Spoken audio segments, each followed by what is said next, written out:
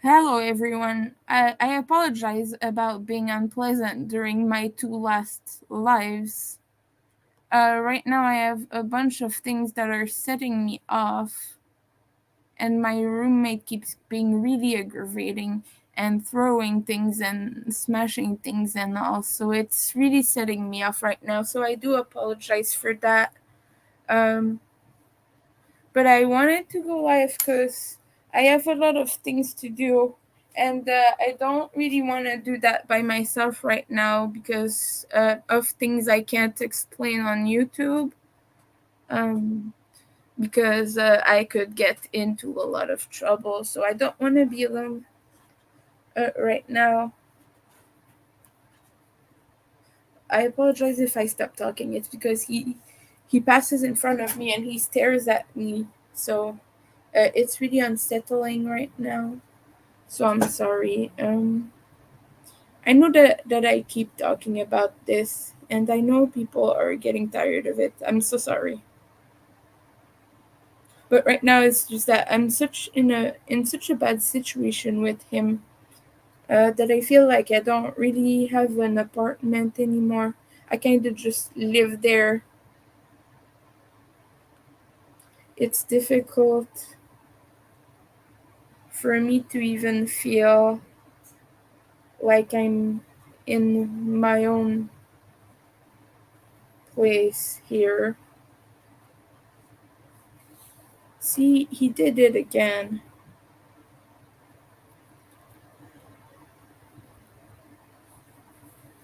Anyway, I'm sorry, I'm just really not overwhelmed. The other word that I always forget, overly stimulated. Because when there's a lot of noise around me,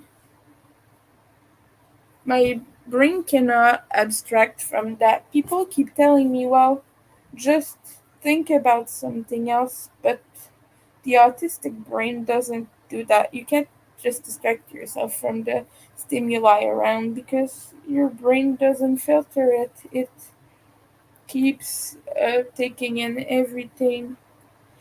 And now my uh, compression gloves are dry so I can use them again, but I can't crochet right now because my fingers are too sticky and get, I don't want to, I can't do that.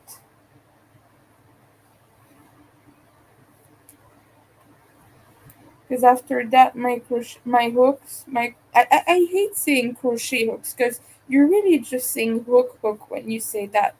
By the way, for those who didn't know, I'm French, so for me it's just like you're saying hook, and it's just really weird. So I apologize for that.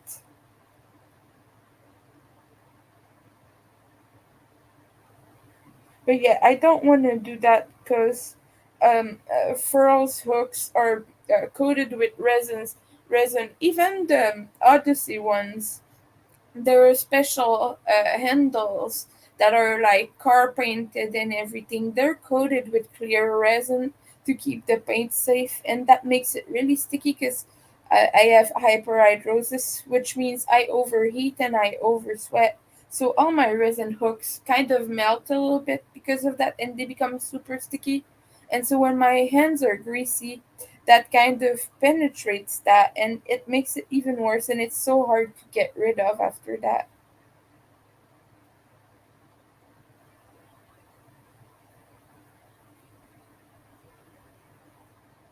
So I don't know if I'm gonna crochet because of that. I'm gonna try to wash my hands again to see if it helps. Sometimes it doesn't. My hand will just stay sticky for the rest of the day, and for some reason, the next day they'll be fine after I wash them like 5 times. But the same day, I've done the test. Like, I've done the test, right?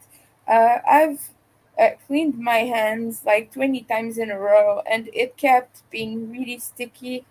It didn't want to stop. It kept being sticky the same day, and the day after it didn't.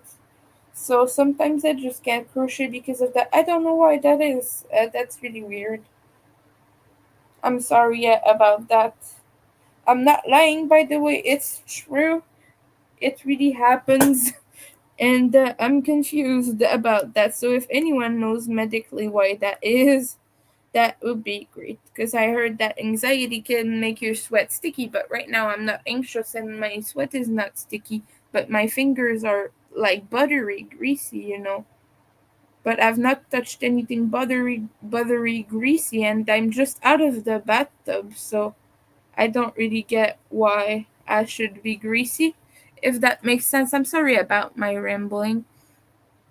I don't know who's watching, but I'm sorry about that. But yeah, a greasy, buttery. That's just another autism talk, really. I should change the name of the stream then to include that. I don't know what he's doing. He's like just rustling um, plastic bags. Whatever. That's weird, right? I'm not crazy. That's weird. Um,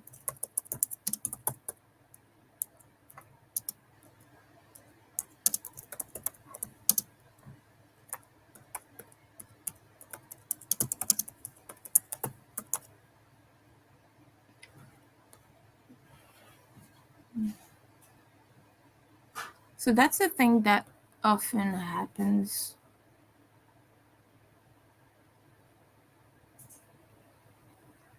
I really don't know why. Yeah. Not the thing that often happens. I mean, the other thing I discussed just before. I will tell you in a second. Because right now I'm sewing on the foot. And it's really tricky business. So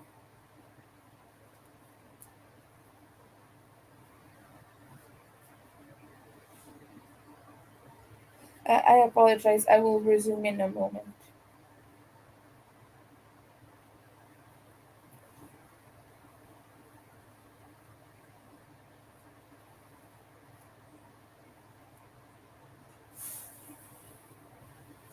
See what I mean? So yeah.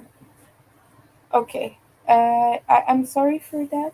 He was just in the hallway right in front of the door and right in front of me. And he was looking towards me, placing himself towards me like this while the washing machine is behind him. And he was putting his clothes in the washing machine backwards just to stare at me. I swear to gods, he is so weird.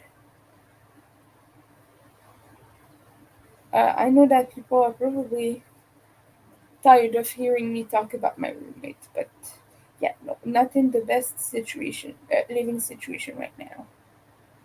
But I apologize about that. See, that's another thing with autism is being observed is often really overwhelming because you kind of have to. You're kind of putting on a show for an audience. Just being perceived is so exhausting because it kind of makes you feel all the things that you are usually working on when you're in public, and so you have to be a certain way, and that ties on to the mask I was mentioning in my previous stream. I'm trying to talk gently right now because I don't want you hearing, but um, but yeah, when you're being perceived, just having someone else in the room, right? Uh, then you kind of mask that part. You stim a little bit less differently, maybe. You use more acceptable stims, like instead of rocking on my chair, I'll switch to clicking a pen and things like that are more socially seen as natural. And so that's the thing, and that's why it's really difficult there's someone home. So yeah, I apologize. My speech is gonna be choppy and stop and start again because he keeps passing in front of me and staring. And so whenever he comes by, I'm like, "Well, shut up for a second." I'm really sorry about that. I really wish I had my own apartment, but financially not a possibility right now. I'm really close to what I need this month. I'm I need maybe like just a little bit more money for necessities and things like that. But yeah, and also that bill that I had to pay, I don't have the money to pay that. I decided to keep the money for rent because the landlords are already not so happy about me. So if I get any extra, it's gonna go towards that bill. Otherwise, I'm just gonna have to suck it up and pay the whole thing next month because I have until January 30 to pay the fine. Basically, it's my credit bill because my credit card was canceled because I couldn't pay the monthly minimum, so they canceled it. And like this is like my departure prime, right? They're allowing me to continue paying it on the same schedule as long as I do it, but I have until January 30 and I still owe $30 towards that. But I decided to keep the money I have now in my account for rent. So I'm not buying any more food. I'm not buying any more necessities or anything until the first of the month. So any money that I will make extra will go towards that bill, and if not, I'll just have to pay the whole. Uh, I think I'm like at 270 right now on that bill, but yeah, I'll just have to pay the whole thing next month. Um, yeah, so that's pretty much it. Um, but yeah, if you'd like to support me, the links are in the description. I put it in the chat earlier at my last stream, but okay, I could do it again. But if you want to support me, you don't have to, by the way. This is just to help. I also appreciate all you kind people just being here and talking to me when I'm distressed. When I'm in that sort of mood, it's really helpful. And I'll also put my Etsy.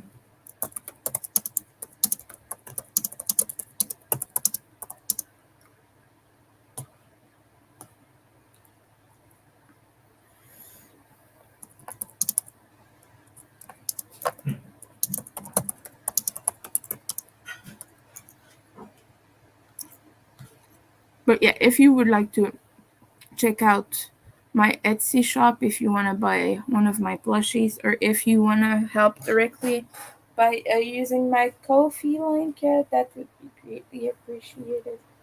Like I said, I'm just $30 off on that bill. But the money I have now, I really want to keep for rent because I have uh, the amount, the whole amount for rent.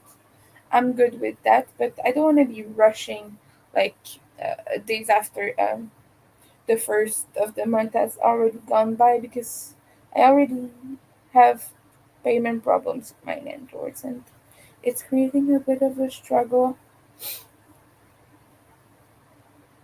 And they're not too happy. They are less lenient since it has happened a lot, obviously, which is normal. I understand why, and I would be probably angry as well if I had a tenant not paying, so I get it. But yeah, that's why I decided that the money I have now, I'm not gonna use it on that urgent bill. I'm gonna use it for rent instead. So yeah, um, if I get more money from my shop, from selling, or from my viewers' support, that will go towards that. And also towards food and necessities, just so you know. I'm very transparent about where that money is used. The money I got from order like uh, Mr. Yarndall's order that he placed for Dawn. That is what I'm using for rent, mostly that and some other sales I got. I sold some yarn to my aunt, like a huge quantity, uh, 3 cakes and a bunch of mohair, and so she paid a bunch for that, which was of course a big discount anyway, because that's destashing. So I gave her a good discount, and I made her pay like half of what shipping would cost, because she was really sweet to help out. So I gave her a big discount. She doesn't know, by the way. So zip it. Don't tell my aunt that she's paying at a discount. Basically, just zip, zip, zip. Oh, right now, look, we have feet. Oh, like this. Okay. So the feet go on row 4.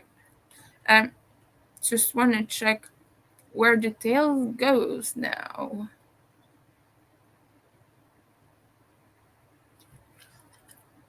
The tail goes. It doesn't say. Okay, 4 to 6. It goes 4 to 6. Just want to make sure. I'm sorry about the burps. I ate a little bit fast earlier. um, but yeah, that I don't know. I'm sorry. I'm just gonna check that I can count it from this one if it's in the right spot. 1, 2, 3, 4, 5, 6, 7. Yes, it is. Okay. 1, 2, 3, 4, 5, 6. Oh no, this one is in the seventh row. I can count from this one. Maybe this one is the right. Okay, this one is right, but the tail is off centered, which is not a big deal. It's a cat, so maybe its tail is just a little crooked. It's still nice. It's still nice. But as I said, these are rarely perfect because I'm dyspraxic, so I struggle to see where things go. So yeah, I'm just gonna use that right now as a kind of reference. I really love this cat. It's pink, it's flashy, it's adorable, it's really cute. Mm. Oh yeah, I'm sorry. Okay, tail now. Wait, is it really 4 to 6? Why does it go on row 4? If you have to sew that like one row above, no? For it to be balanced when it's sitting down. Or not even. No, this one is a little floopy. It doesn't stand. Sometimes that happens with plushies, especially when they have a really large head like this. Because the head is like a bubble head, right? It balances to one side to the other because the body is really light and the head is big and floppy. And as you can see, the neck is really narrow, so it goes from side to side. It's basically a bubble head. It's really cute, though. It's a cute bubble head. It's a zombie cat bubble head.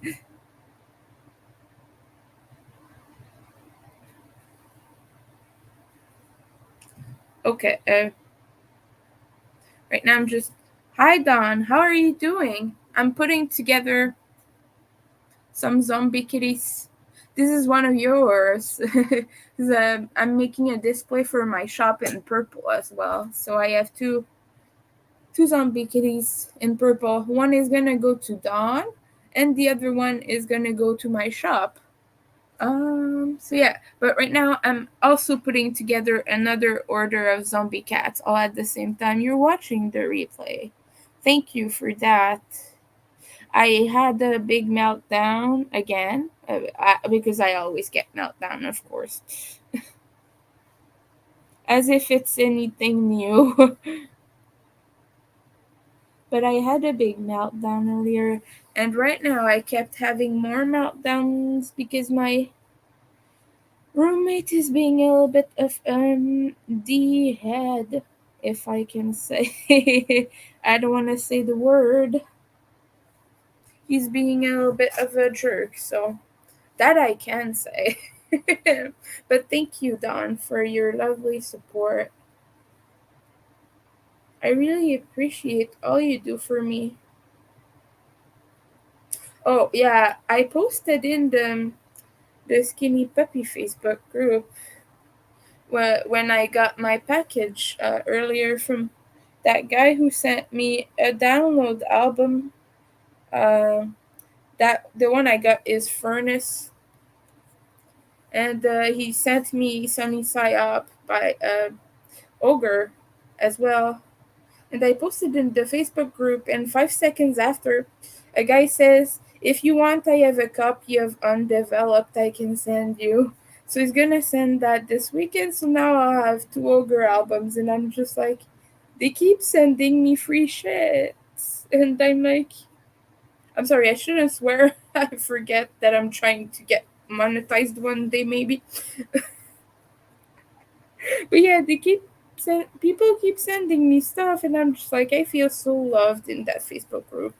These are so awesome. But they know that I'm like the biggest fan in the universe, and that I would probably sell my soul to see Ogre perform again. Hi, Michi, welcome. How are you doing? You've been resting all day. That's good. I hope you feel good. But yeah, they keep sending me their extra albums, their extra shirts and everything, and I'm just like, thank thank everyone. Like, I don't know what I did to deserve this, but I'll gladly take it, you know. So this one right now is an order from a lady from the Skinny Puppy Facebook group. She's really cool, really kind, really sweet, and she's often made me feel better when I was feeling distressed and everything. And she ordered a blue kitty and a pink kitty. So I'm almost done with this. This one I made two of as well because I didn't have one previously, so I needed a display for my shop as well. So I keep saying as well, as well, as well. You're a little better. I mean, I'm glad to hear you're better. Um, I saw your community post about that stitch, by the way, and I have no idea what it is. My first idea was like that um the like puff stitch around a post, but as I can see, that's not the exact same one. Did you manage to find what it is?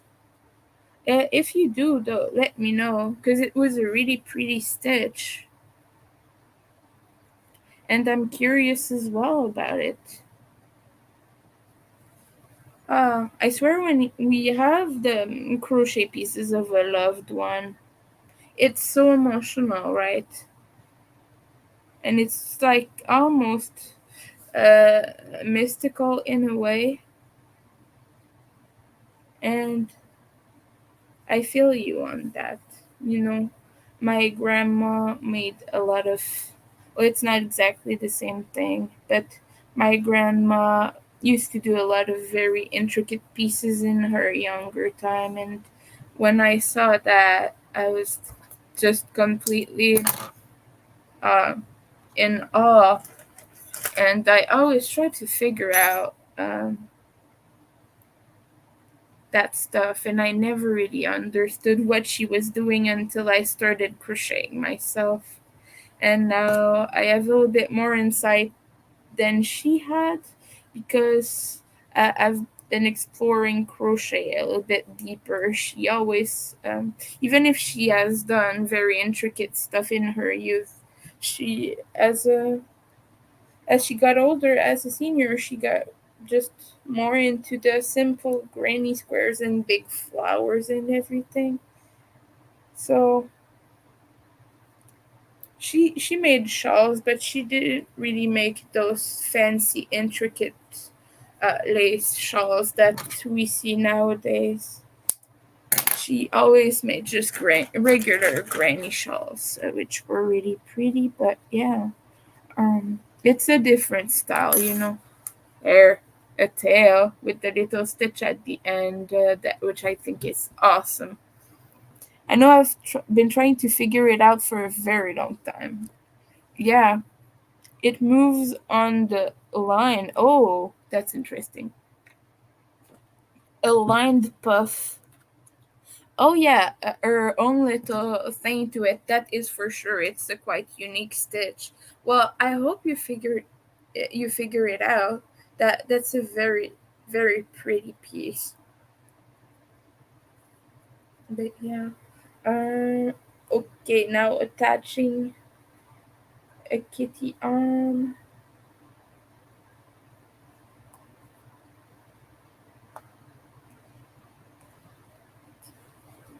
The way these arms are sewn on is a little bit weird because you're told to sew them on kind of flat, but the end is round.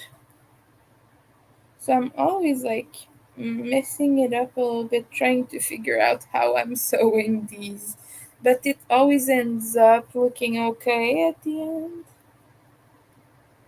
Okay, so I was talking about sensory overload and sensory overwhelm, and how when it happens, your brain kind of sticks to things and doesn't really want to do anything else. Like it really takes everything in you to kind of work through that. And sometimes that can be a little tricky, especially if you're really emotional. I am, obviously. I think that was quite obvious. Winter is emotional, duh. But I tend to get carried away and um taken by those really strong emotions, and that's when a meltdown happens, because then I cannot like go down from that. Sometimes things like stim toys can help, like those fidget thingies, like the pop it things that you push the little bubbles to one side and then the other. And those, like, I have an infinity cube over there, and I have my own puppets that I made. This was for a test, but I so what I did for this little sun is I didn't stuff the peaks here, so I can use it as a puppet like this. When you kind of press, it goes back up. So that helps sometimes when you get overwhelmed, and things like maybe weighted blankets, things like that can help. My goodness, the big blanket that I did, the big mosaic wool blanket, um that is weighted, very much weighted. It weighs 1.8 kilograms. Believe it or not. Imagine having that on you. That gets heavy, right? But the guy is so happy with it. I think he is anyway. He left good reviews on Etsy, and he also messaged me to say he was happy. So I imagine that means he is happy, but we never know. He seemed really satisfied. Um, and with all the effort I put in, I'm hoping so as well.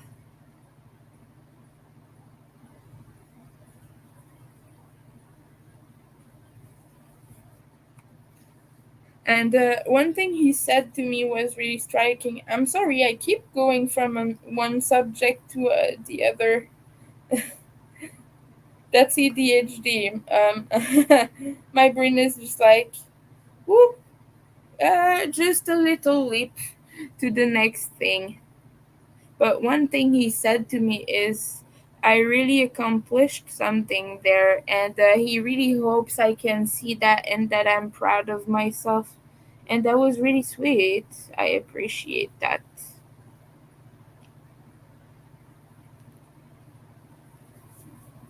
So I think he did enjoy the giant blanket. But yeah, weighted blankets, when you put them on yourself, they can regulate you emotionally as well as physically, and deal with sensory overload really well, because it kind of resets your sensory input in a way. It puts pressure on your nerves, and it's kind of a reset button sometimes, very much needed for autistic and ADHD folks. Thank you. COVID brain. Yeah, I remember what it was like to have that when I got COVID. Oh, goodness. COVID is hard for anyone who hasn't had it. Take it seriously, guys, because it is a mess. It's a mess. It will mess with your head.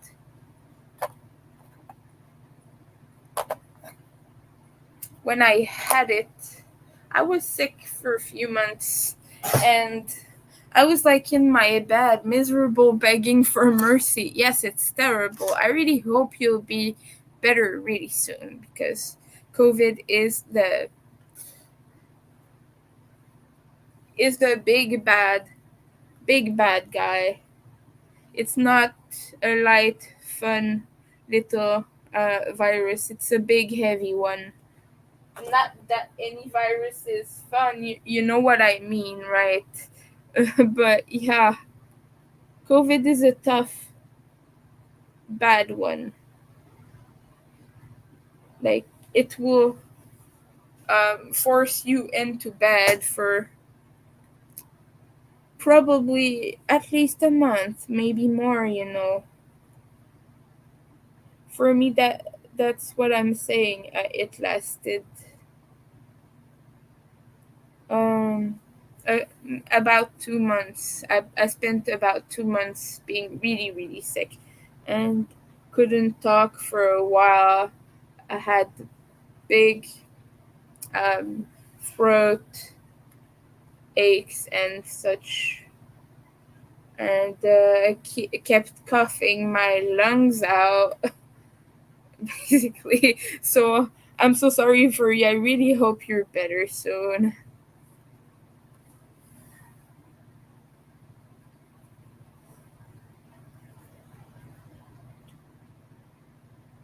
I keep wearing my little mask whenever I go out because I never want to get that again if I can avoid it.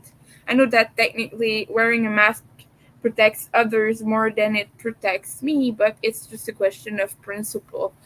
And I have immunocompromised people in my family, so that's another reason I do that. My dad is immunocompromised because he has chemo meds, because he has rheumatoid arthritis, and those chemo meds help with that. They help kind of stop the progression of it, making it a little bit easier and everything. So so because of that, I'm really careful, and I don't have the best immune system myself. So just just being careful, generally careful, which for me is important anyway, because I'm very health conscious, even if I'm not that healthy per se. But yeah, I'm just really looking out for the people in my surroundings who I know to be really susceptible. And I'm not gonna school everyone here on COVID. That's not my goal here. But yeah, COVID's B word. I keep trying to not swear and such on stream, and I can't, and I keep running my potty mouth.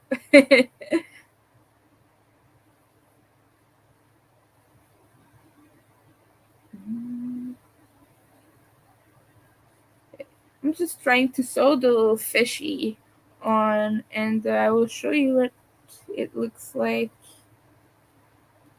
The little fishies are so adorable in this pattern. Little fishes. That's how it got you. You had the yummy bug the week prior. Oh no.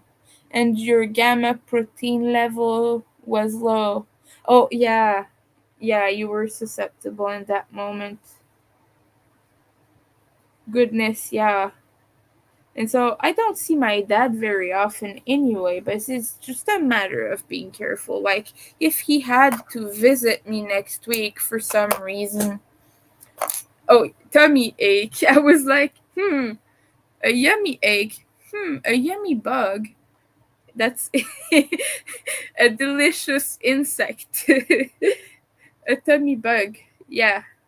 But yeah, when you are having another virus, sometimes another one crawls in and just wrecks everything. So I get it.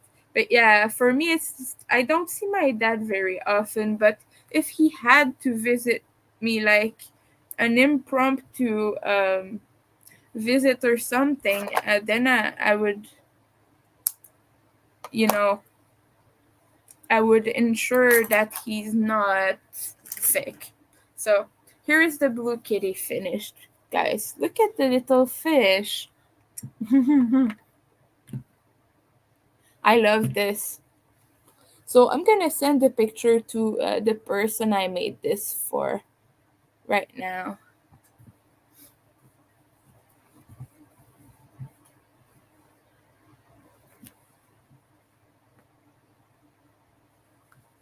So she gets one pink one and one blue one. It's for her friend. So hopefully her friend will be happy to get that. Oh, it's not wanting to like lie down cutely for the photo. All right. Okay. Oh no, the camera is a little bit blurry. There we go. Sometimes my lens gets dirty and it's just like, oh please, don't do this to me now. Alrighty, let's just manage this.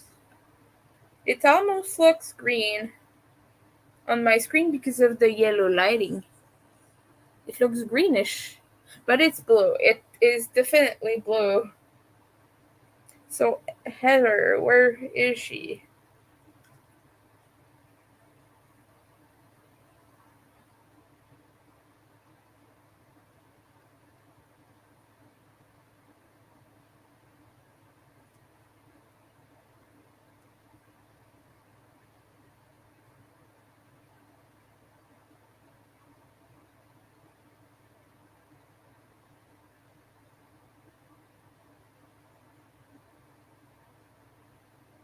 There we go. And I just sent her. How long does it take to make one of these? Basically, I can make about 2 or 3 in one day.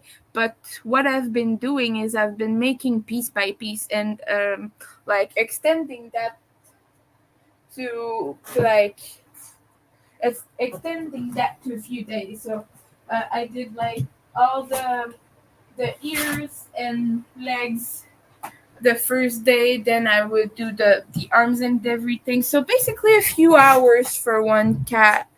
It also depends if I get flare-ups, if I'm um, in a good crocheting mood, and if none of my limbs hurt, then I can do that. But yeah, basically a few hours. Uh, I'll be right back.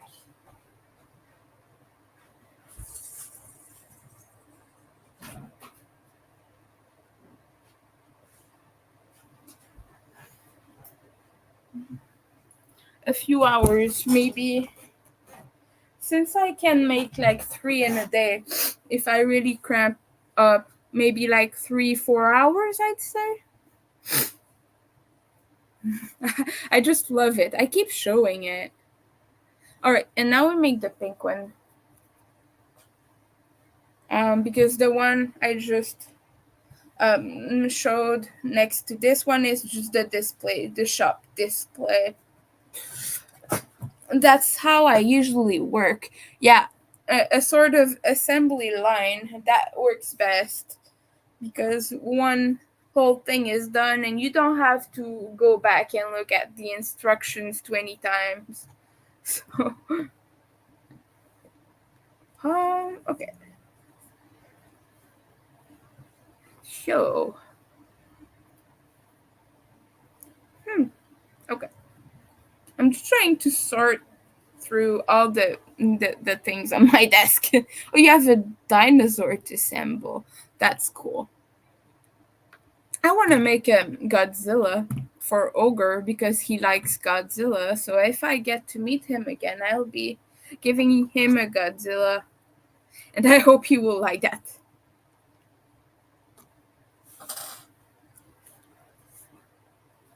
I've been thinking about it, and like I think if I make like a Godzilla blanket, maybe a corner to corner thing, or a mosaic thing, or like even a tapestry blanket, that would be awesome, and I feel like he would love that.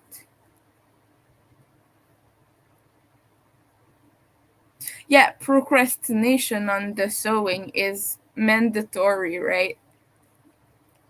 Just waking up and need to go make food. I feel that I eat white rice again because I'm too lazy to make anything else. Hubby went to work today, so you were able to rest a lot. Yeah, go make the yummy food, Dawn. The yummy food awaits you.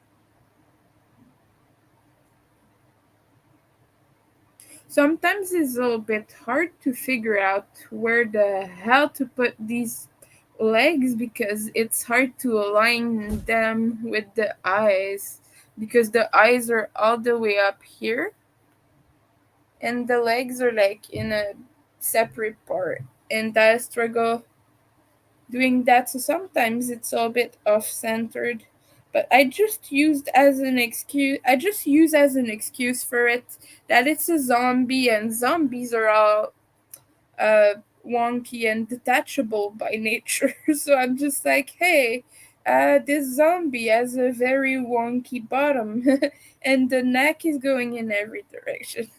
So I've been kind of justifying it with that, and I think it's hilarious. Personally.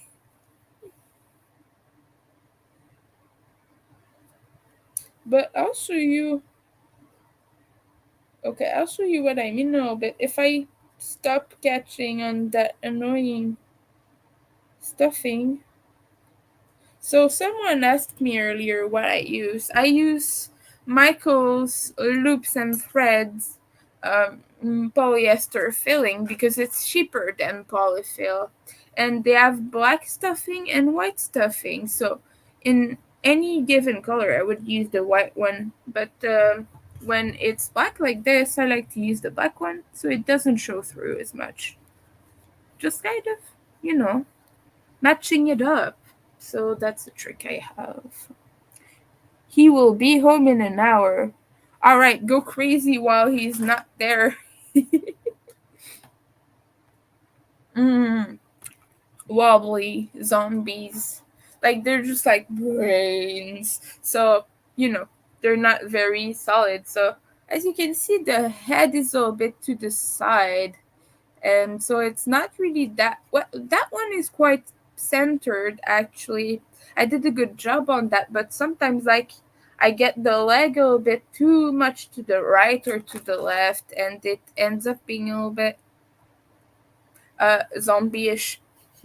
That's the best way I found to put it.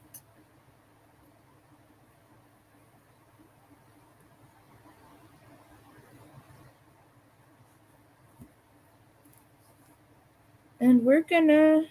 Oh boy. Okay. Whoa. You know when you pull on something and everything falls? Mm-hmm.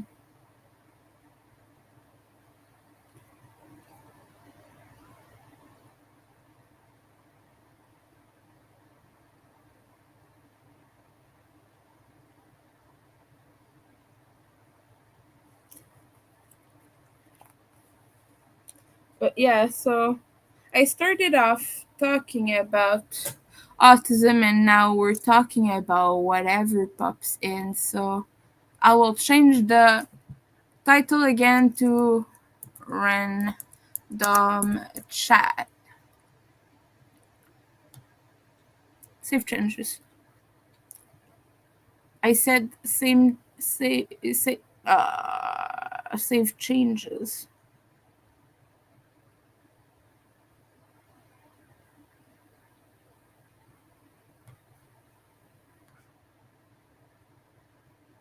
They're not letting me change the name. Oh boy. Okay.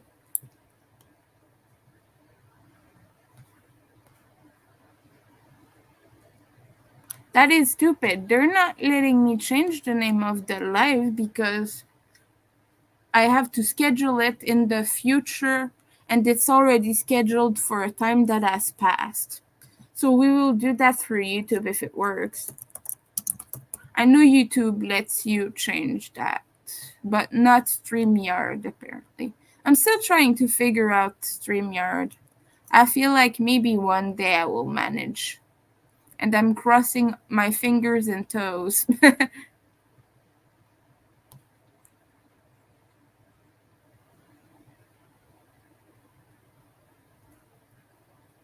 Yeah, a cheap pillow. Yeah. Yeah, I used to do that. I had a bunch of small pillows. I used up all that stuffing. But yeah, it's a good solution also, especially if you're like if you find some at like a thrift shop. Sometimes they'll have old pillows for like a few dollars, and that can be worth it. But for me, I found that Michael's stuffing has like um there are loops and threads stuffing as like good quantities for a low price. So for like $10 I get a huge bag. So for me that's been what I use, and I get discounts from Michael's as well. So well, the usual discounts that everyone gets. I don't get specialized offers, but yeah, I'm not affiliated with Michaels. Just to make that clear, I wish I was. Believe me, wouldn't that be cool? I would just be like, please sponsor me, send me yarn. I want to make a 500 blanket for myself. I need more blankets because I have a ton of them, but I always like bury them in mountains of cushions and things and projects and yarn, so I end up misplacing them, losing them, not remembering where the hell they are. So I need more. I need more blankets to bury the projects under them, so I lose the projects instead, and then I'm gonna have to make more projects to replace the ones I lost. No, I'm just joking, obviously. But you know how it is. A home without blankets is sad, And the home without crochet projects is even sadder.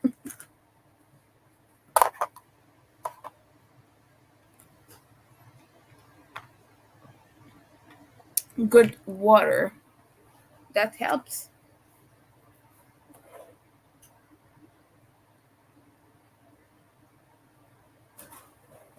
Yeah, hydration reminder, by the way.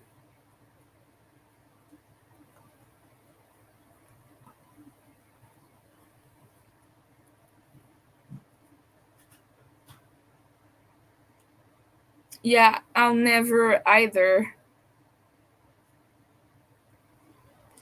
Like, there's a meme about this. I think I have it on my phone. I gotta show it.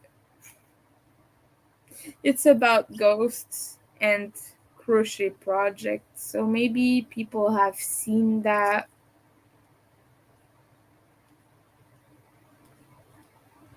Please tell me I still have that. Oh, yes. You don't want to die with unfinished business, it says.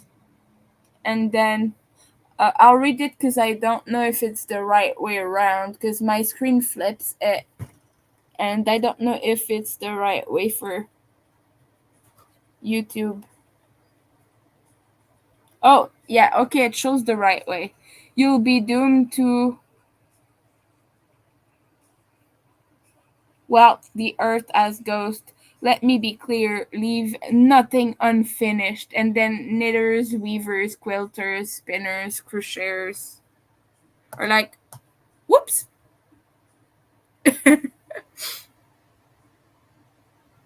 Are like sweating and they're like, oh no, we're gonna roam the earth as ghosts. I'm probably gonna do that because I have like over 20 whips and they're not all crochet. I have a lot of cross stitch projects, a lot of sewing projects, a lot of random winter stuff, a lot of DIY.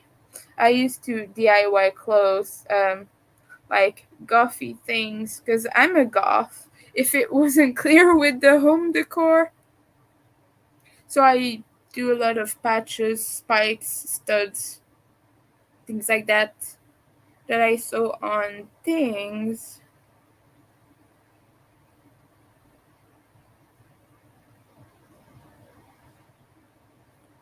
Yeah,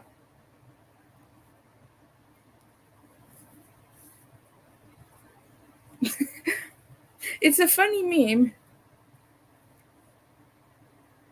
We'll take our projects with us in the afterlife. We'll roam the earth as ghosts and like with our little ghost crochet hooks and knitting needles. Every time I see crochet hook, I just want to slap my French face because crochet hook in French means hook hook. I said that at the beginning of the stream, but every time I see it, I'm just like, oh no, they've contaminated me. Because crochet is hook in French. That's how you get doomed for eternity is by, yeah,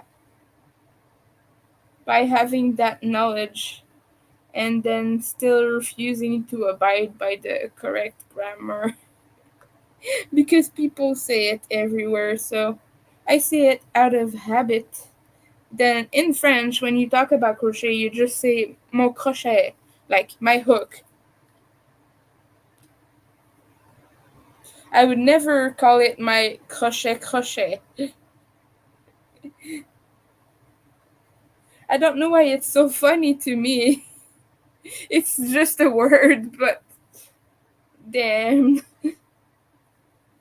Oh well.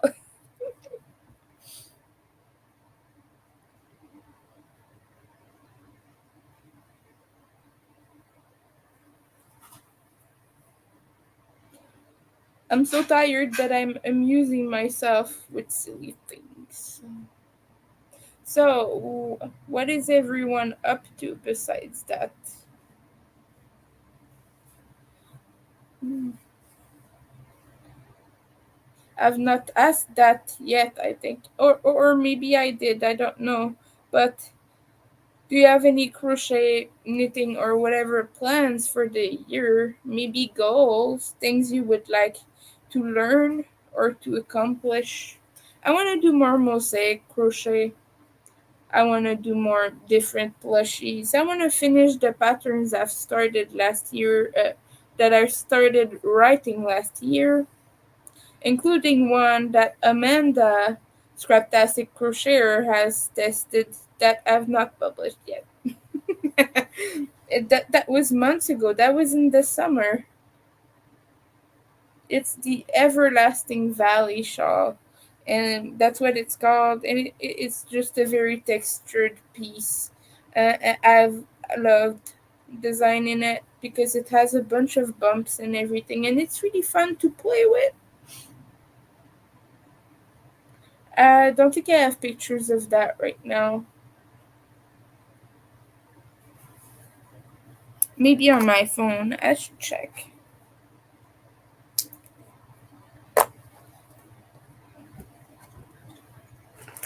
Oh, you want to make an asteria? They're really intricate. It's a very nice pattern. Do you have any colorways in mind for that? Amanda has made so many of them in different colors, and the most recent one she did was like bright red, and it was so pretty. Alright, so the Everlasting Valleys shawl looks a little bit like this. It is very textured.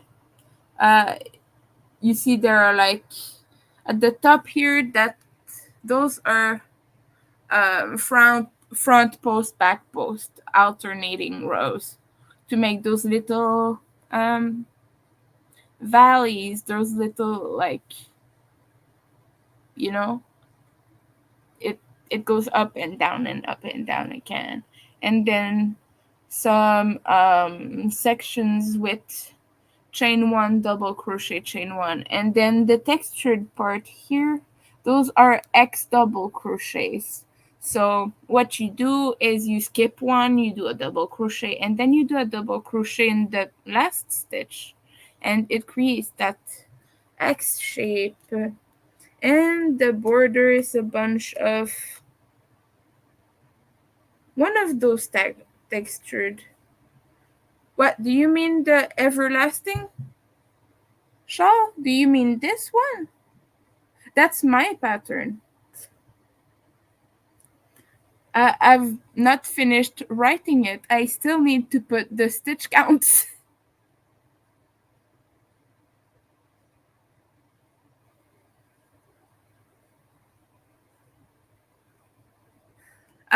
So all I have left in the pattern is I have to remake one, um, to take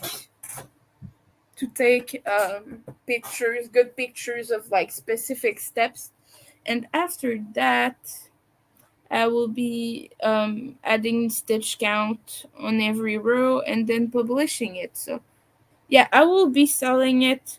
Right now it's not, like I said, not finished, but let me check. I don't know if I have set the price already. Oh yeah, I have. It will be 714 in my Ribbler shop, and I will be having it on my Etsy as well once it's finished.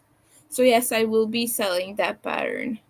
And the actual shawl sold, the one I showed you in the picture. Someone bought that from me. And yeah, and I'm remaking it with one of the Halloween colorways from Ubby Twister. This one, I think it's like called Fright Night or something. I don't remember the name, but it's got some blues and purples and pinks, so it's really nice. Hey Amanda, I was just talking about my shawl. Yes, that is the pattern you tested. No, I did not. I just went with the I just went with how the cake presented itself. But the one I showed is made from a bunch of scraps.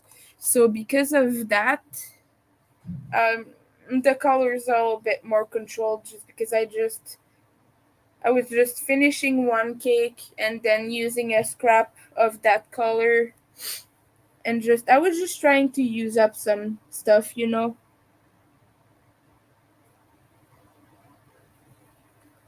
But that one, the one with the OB twister won't be color controlled. So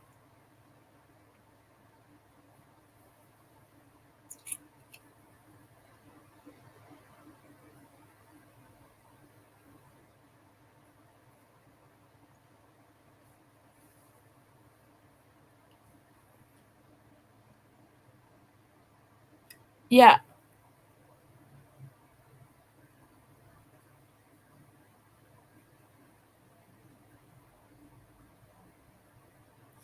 yeah. The second one is I made with the twister cake, and the first one that I showed you on my phone that was made with like um, OB dahlia and some salt and shadow.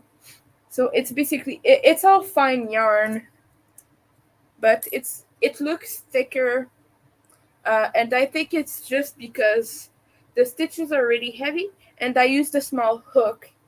I used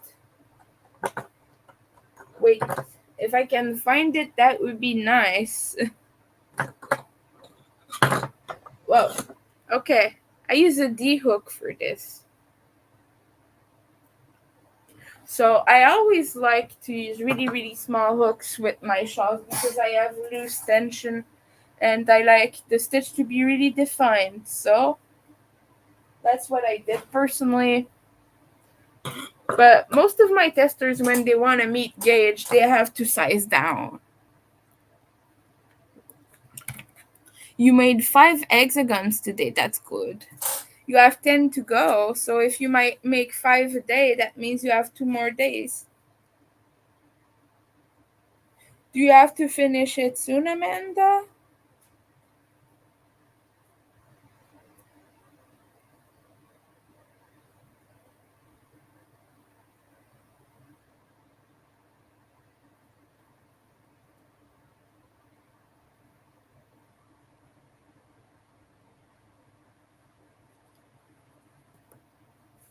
You were able to purchase a B Dolce and Black Friday. Can't wait to work with them. Yeah, they're really great. They're so pretty and nice to work with.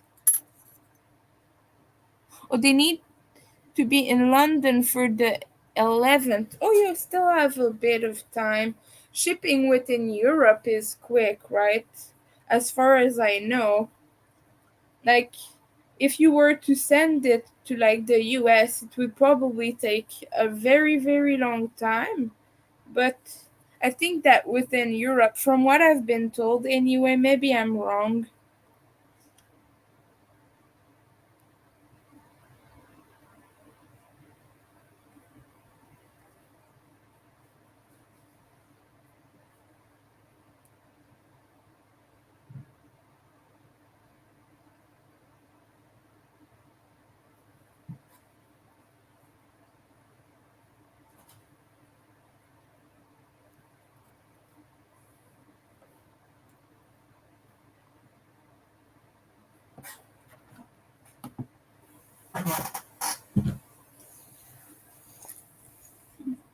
Mhm. I'm sorry, I got distracted because my phone was really noisy here for a second. Because for those who don't know, I always listen to some music on my phone when I stream. Sometimes, usually, the music is toned down enough to not distract me or to not be captured by the microphone. But right now, I saw the little green bar going up, and you know what that means. That means it's perceiving it, and I don't want a copyright strike. Even if I'm sure Skinny Puppy wouldn't mind, but YouTube will uh, copyright strike you even if you get permission to use things. Sometimes it's a bit of a nightmare. I guess some people manage to get that, and but you have to like take a peel with YouTube and things like that. I don't really want to have to deal with that. So personally, it's just not that big a deal. I'll just like try not for it to be captured by my microphone.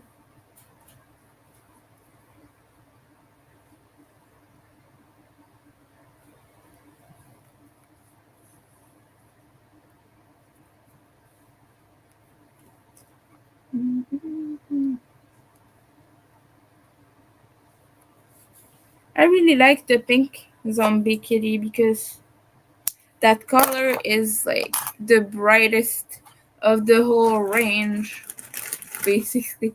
Well, they're all pretty bright neons, but look at how candy like that is. That is very, very candy. To me at least, that's what it reminds me of.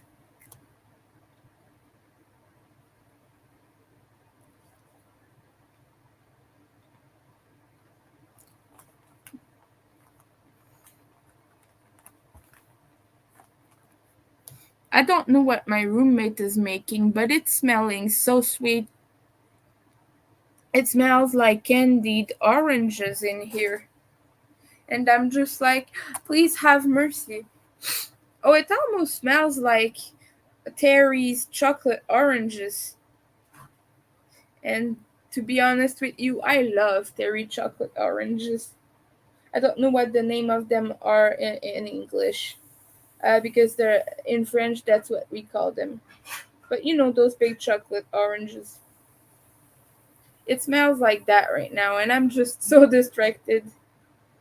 I want me some chocolate.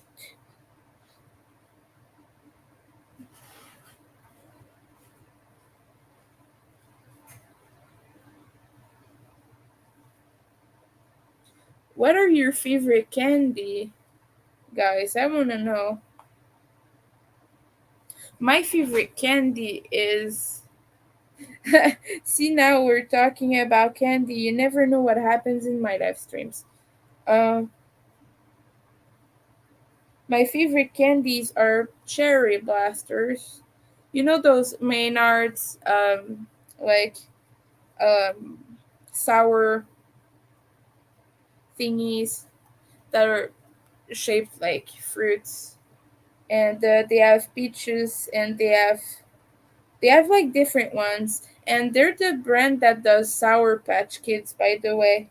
But they have cherry shaped ones, which are the cherry blasters, and they've been my favorite candy ever since I was a kid. And when I was a kid, my mom got me some candy canes for Christmas that were that flavor, and I was just so, oh my goodness, I was so happy.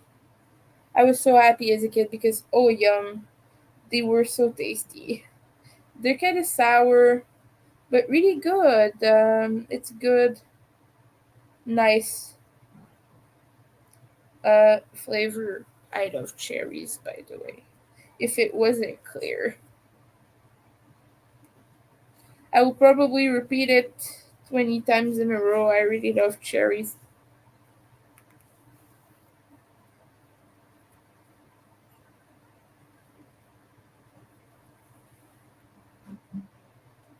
So yes, please let me know your favorite candies.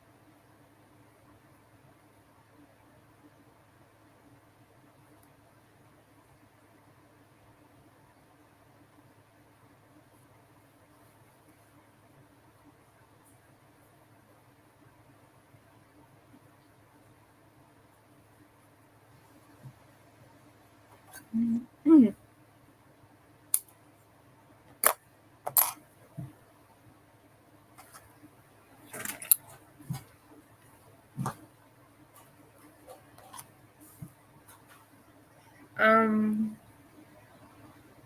and yeah, other than that, I also like those other cherry candies that are like red little bubbles like these, and that are basically kind of chewy gummy candies, but with uh, a hard coating on top. And those are like not really sour, they're just really sweet. I love those ones as well. Yeah, you guys, anything cherry flavored, you got my heart. I'm a very simple person when it comes to that.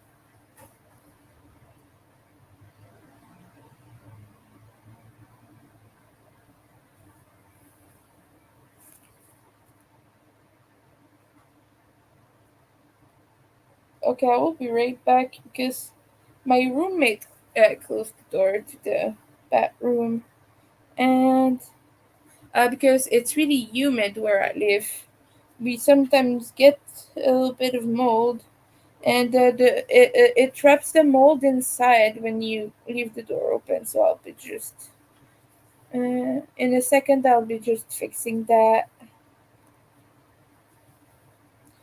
I just want to finish this arm before.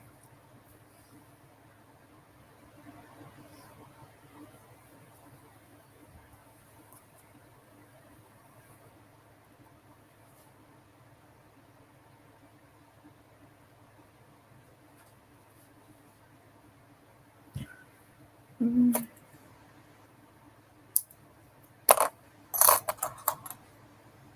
Yay! All right. Okay, we'll just check. And I also have to check something. So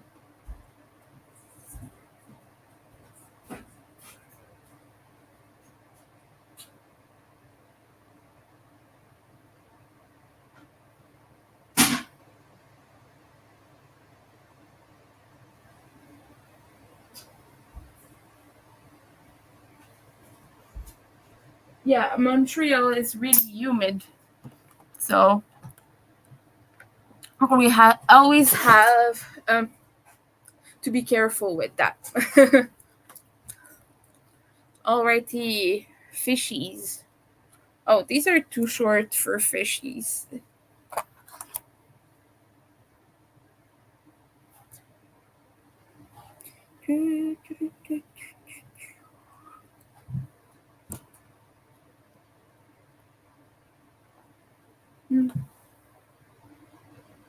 So yeah, this has been a weird day mental health wise.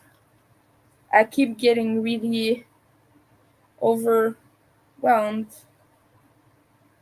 but also it's been a really good day because I got my album in the mail, and I'm really happy about it. And I kept thinking about that all day. And for those who weren't there, the beginning of the stream, as soon as I posted it earlier today, as soon as I posted about it in the Facebook group, someone offered to send me another one of Ogre's albums. They were like, "Oh, I have an extra one of this one. Give me your address. I'm shipping it to you." And I'm just like, "That is crazy. I don't know what kind of world I live in that I get free stuff." It blows my mind. I I really don't feel I deserve it, to be honest, but I also cannot say no, right? But yeah, I was talking about that earlier. Just repeating that again for those who just got here.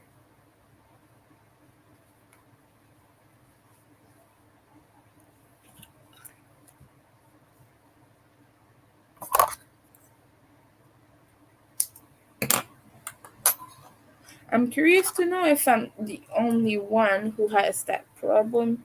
But the first time I saw one, a specific thing on plushie or an amigurumi, it always comes out really good. And then all the times I do it after that, it seems like something is a little bit off or off centered, and I never seem to be able to replicate how well I got it the first time. Am I the only one who has that? I'm wondering. It's like beginner's luck or something.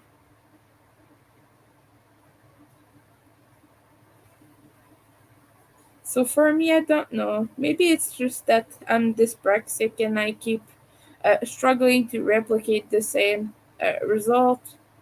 I don't know exactly what it is, but that happens to me, and I want to know if I'm the only one.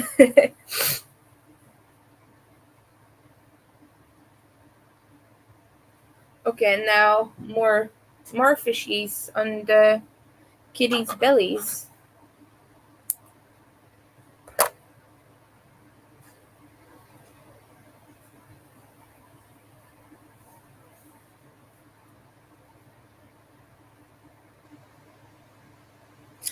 You just see the head with the little ears, and from here it looks like a piggy on the screen. I have a piggy.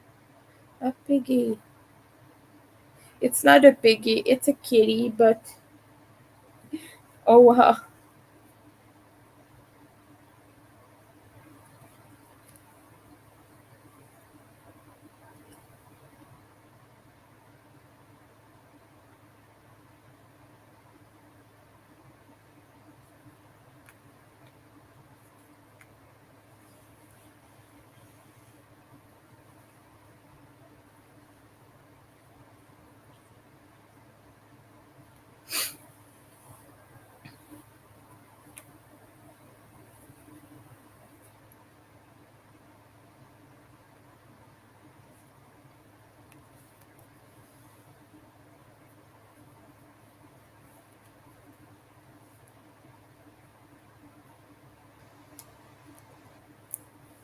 I should make a pig in that neon pink color. What do you think?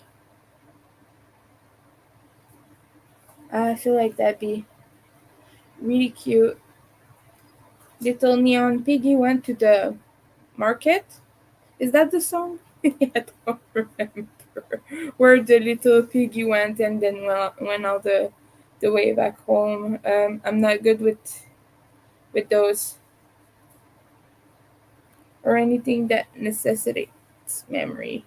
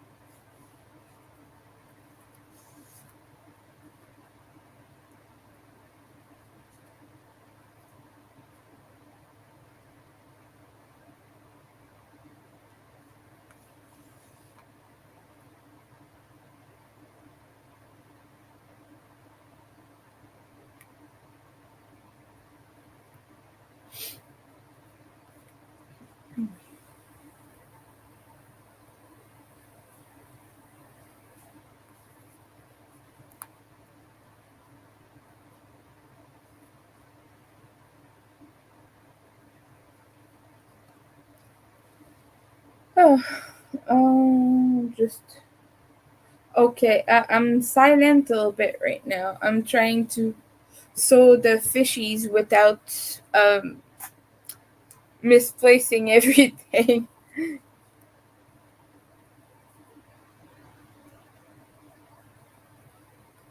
This one I got quite wonky, and but I'll explain why. For me, it's not a problem, and I'll show it to you in a second once I manage to tie this off and put it where it belongs.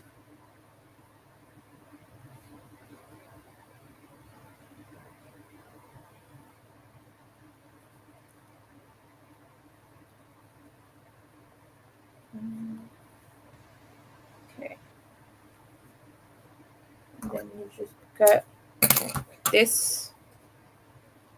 Just make the okay. So the way I hide the tail for an amigurumi.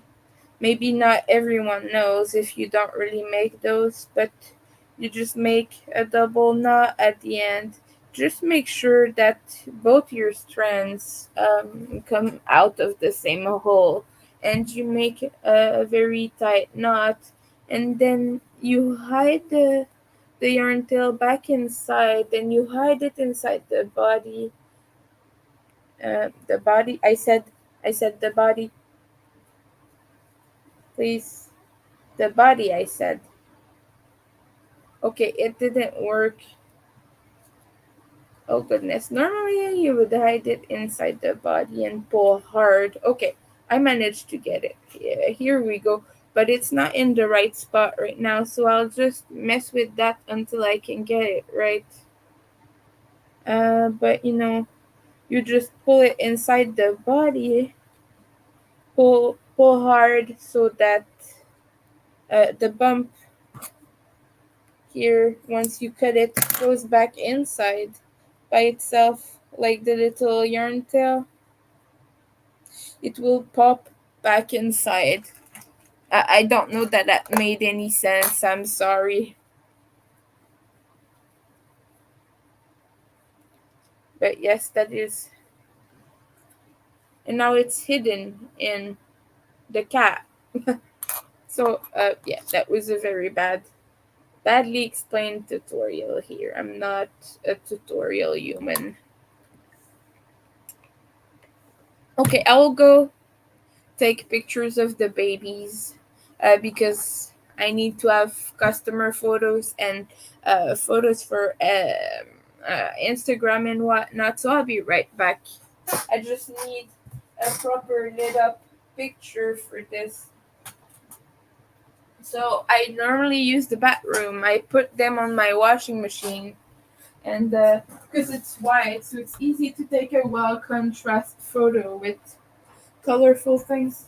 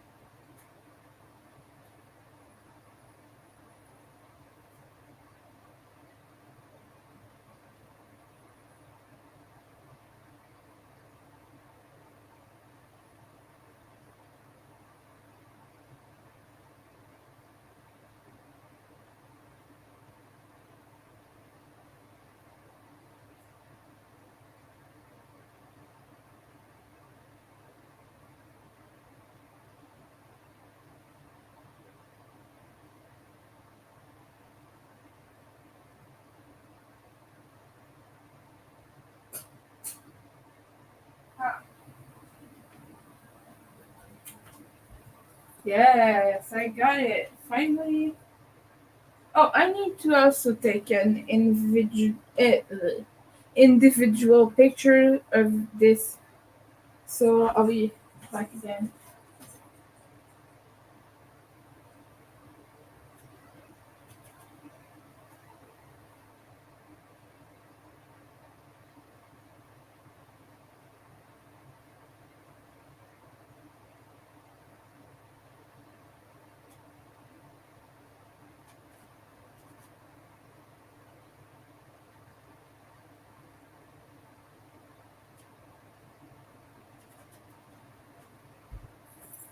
Okay, now we have the product picture. Good.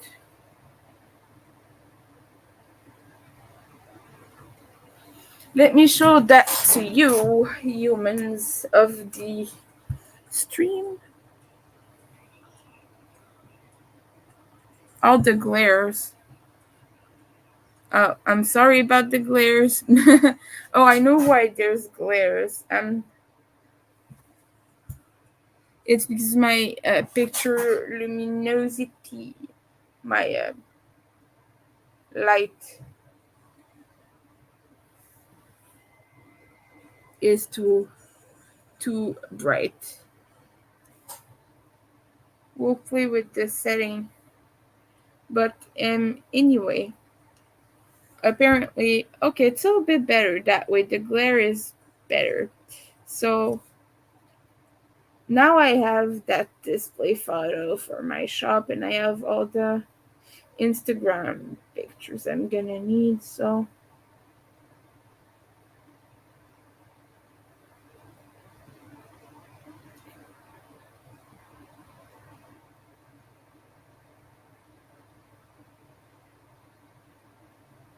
mhm. I'm hesitating between two of them.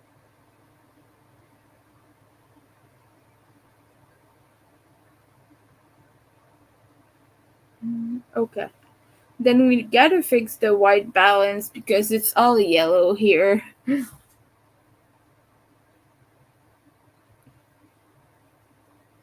A really good trick I got in photo class was um, set your white balance on your device or your camera or something by taking a photo of a neutral gray thing or a very, very blank piece of paper. But it works well with the neutral gray. It works really good. And take a picture of that and adjust it to the color you see in real life, and then after that keep that white balance. You have to take it basically under the same lighting, so I would have to use that lamp and that setting if I was taking a photo on my desk, for example. So yeah, that's just a good tip one of our teachers gave us, our photo teacher. So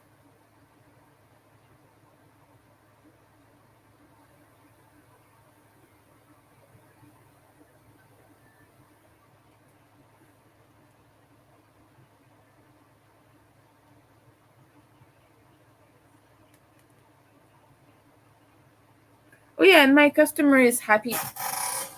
She just saw the kitties and she's satisfied, so good. Now I just have to finish assembling Dawn's kitty.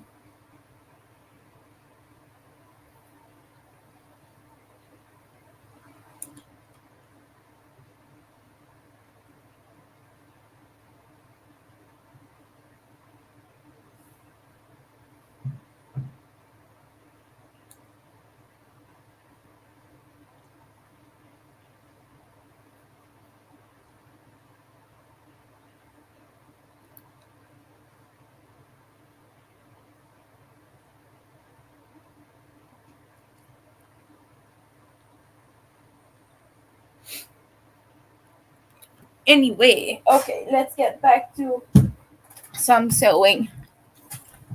I will do a purple one just so I can have the three of them and take pics for Insta.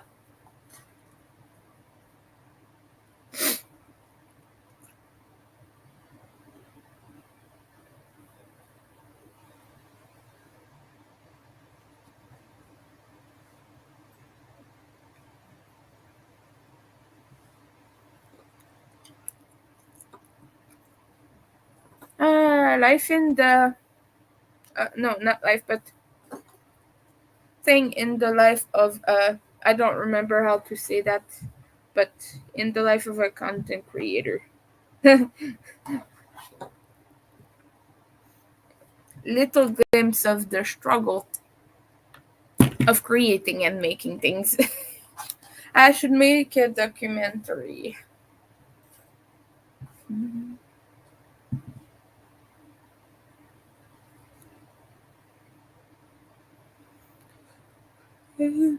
Anyway, I don't really have anything else to say right now, so I'm probably gonna end the live very soon.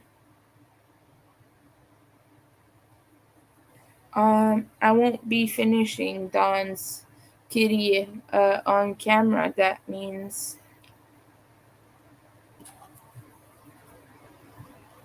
but in any case, I'm gonna share pictures on my community tab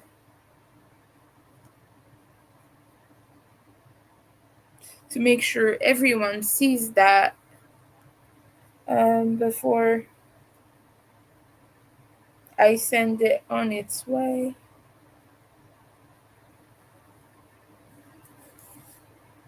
So I want to thank everyone again for supporting me, keeping me company. I really appreciate it.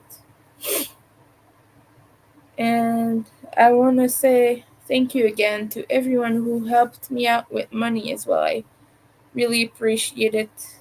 I often talk about this, but my finances are a struggle right now, and I'm a little bit um a few dollars away on some things, especially at necessities. Cause like I was saying, I'm keeping everything I have in my account right now for rent, and so that means I'm a little bit tight on funds. So I put all the links in the description and in the chat as well. If you would like to support me, my coffee shop is the place to do it. I have a fundraiser on there, but you can also purchase cross stitch shirts on my Kofi. It's not just a fundraiser. I sell things also. Whoa, I did something wrong here. That foot is like right in front of the eye.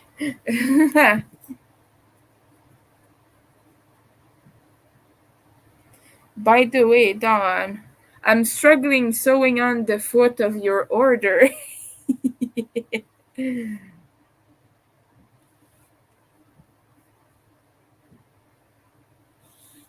Oh, what are you eating?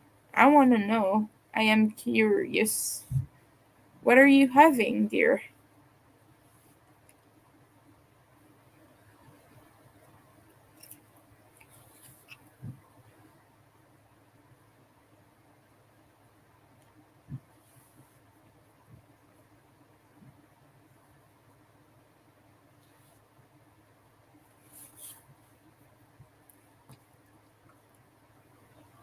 You hadn't eaten since your live last night. Well, I'm glad you're eating then.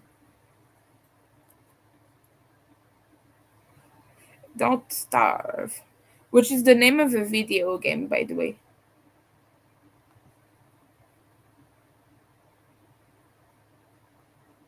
But yeah, I'm happy to hear that you're eating something now. And let us know what you're having for dinner. I need some dinner inspiration. I always eat rice.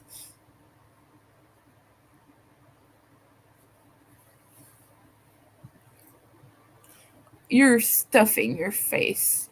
That's good to hear. But I want to know what you're stuffing your face with. I'm a curious person. I always want to put my nose where it doesn't belong and know what everyone is doing at all times. So sorry about that.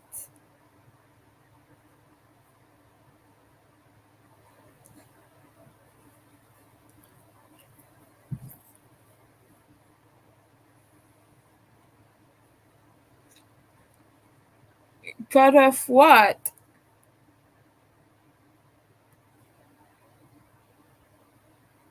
I'm sorry, I didn't mean to be too nosy about that.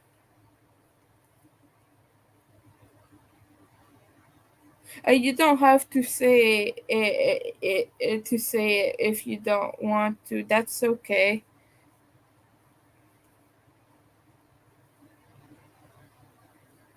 Um.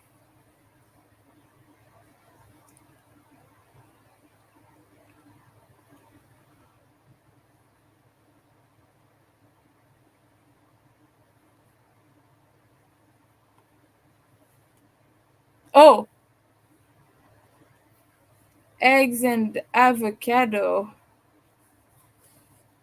Or you're eating everything. The entire world. We're gonna disappear soon. I'm joking.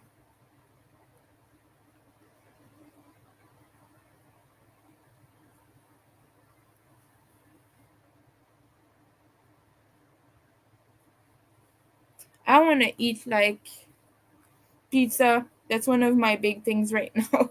I keep craving pizza.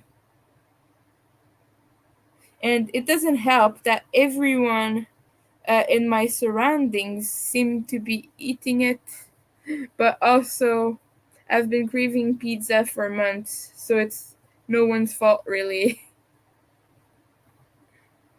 I just keep salivating about pizza because there's a pizza place near my house, and I can't go there because at one point it got really violent in there, and me and my previous roommate had to call the police on the people at that place. But they have such delicious pizza, but I'm kind of scared of going back there now. And I also don't want to support those guys because yeah, the violence thing is not good at all. But yeah, I just keep dreaming of pizza over and over again, so that's basically it. All the ingredients, yeah, I get that. You want to steal ideas for dinner as well. Yeah, that's okay, I get it.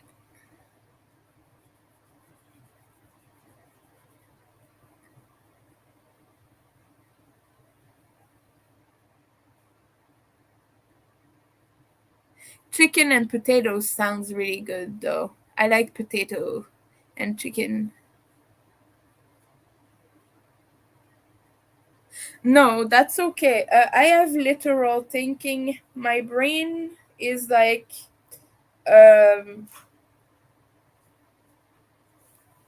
what's that thing where you I don't remember. But yeah, I have very literal thinking. I struggle to understand subtext and context. So yes, that's why sometimes I may get confused. But as I said, I'm a very curious person. I always ask people why they do everything, and I always want to know everything. I'm very nosy. So, yeah, that's why. Like, you have to tell me sometimes if I'm asking too many things, because I always want to know the everything of the universe. Like, if that makes sense, you can't eat pizza either. Oh, no gluten and dairy. The foot comment I made? Oh, okay, I get it now. Oh, yeah. I didn't cut it off. I was gentle. But also, I'd be sad to send you a cat that's missing a leg, even if it's a zombie, because zombies sometimes don't have all their limbs attached. But I made all the parts, so now they're getting on there no matter what. Even if I have to re-sew them on 20 times, doesn't matter, I'm gonna make it. I'm determined to make this happen.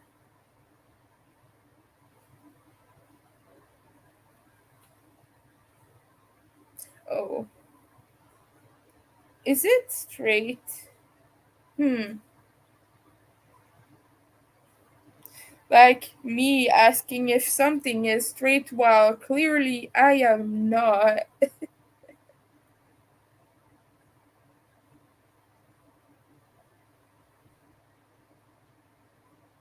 Okay, I think it's as good as it's gonna get. Now I just have to make sure I go the right spots. The right spot. Here.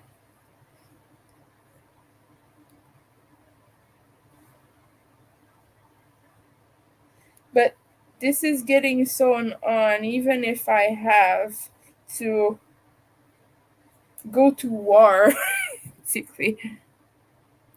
You too struggle with literal taking. Yeah, I take everything at face value. Oh, red potatoes. Oh, those are cute. I have some struggles with dairy as well, by the way. But I eat it regardless because I am not good. I am a bad, bad, bad winter. And then I get sick and I wonder why. I'm usually fine with gluten, though.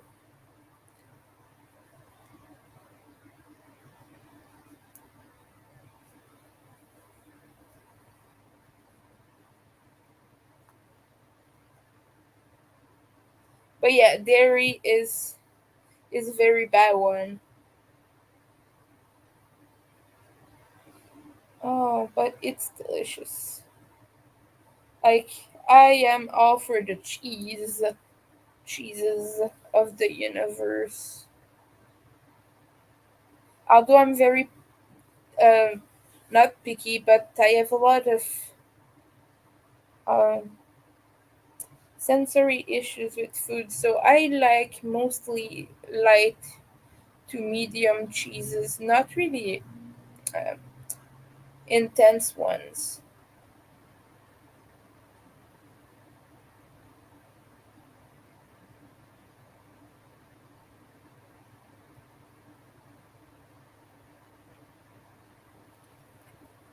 My favorite is medium cheddar, but ever since I was a kid, I've been eating it, and I've always been totally crazy about it. And marbled cheddar as well, just because it's cute. Yeah, I'm like that. If a food looks cute, I'll want to eat it. I'm a little kid who likes nice presentations with it matters almost as much as taste. Almost as much. But yeah, all the limbs if possible. Now that you say it, I could just send you all of them detached from the body. No, I'm not gonna do that. But just because I thought it was funny. You said you wanted all the limbs. You didn't say in which state.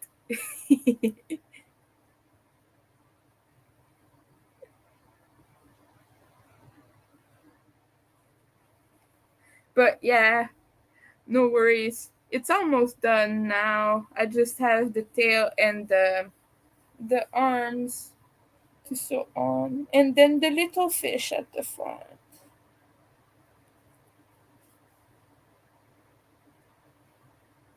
So for those who haven't seen the original pattern by Tanya, it has the Blair Witch Project um, symbol on its little leg, but I don't do that because I'm trying to stay away from too much licensed stuff. While I love horror, I just want those to be like cute zombie little kitties. So I decided not to do it. You know, if I'm making sense. Here we go. Well, the ears are a little bit folded, but now this is before the tail and the arms. Almost done. Almost done. Now I have two more. Two more. A blue and a purple. These are just for my shop, not for anyone ever. No, I'm joking. If they get purchased, I'll send them.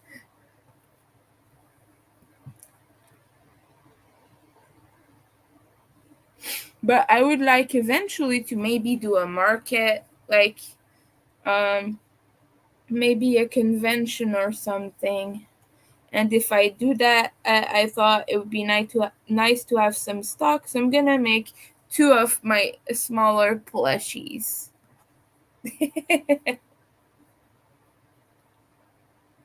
So every time I make a smaller design, I'm gonna make two for one, and add one to the shop stock and send the other one to the customer. Goodness. Okay. Um. Okay.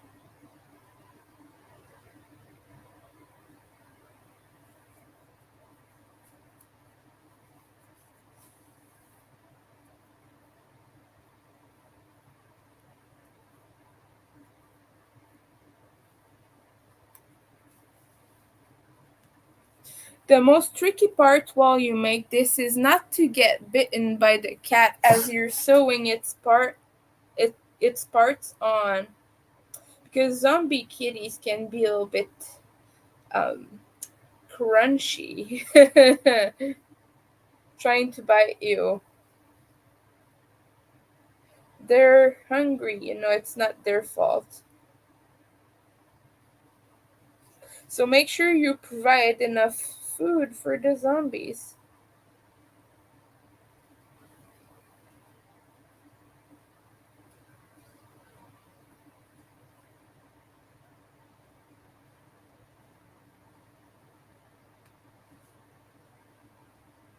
My friend who I made a kitty for, who has a kitty, she has a cat. I made a dog, a zombie dog, and a zombie cat for her, but her little kitty, Pickle, keeps stealing the plushies. And he's so adorable, and sent me a picture earlier of everything neatly organized in the room and everything, with all the plushies lined up on the chair. And Pickle was like just on the bed looking very attentively, and I'm just like, he's just waiting to mess that all up as soon as you're gone. For sure, he's just gonna go crazy. He's an adorable little guy. I love Pickle. I should show pictures of Pickle. Okay, I'm gonna show you a picture of Pickle just because I think it is really worth it.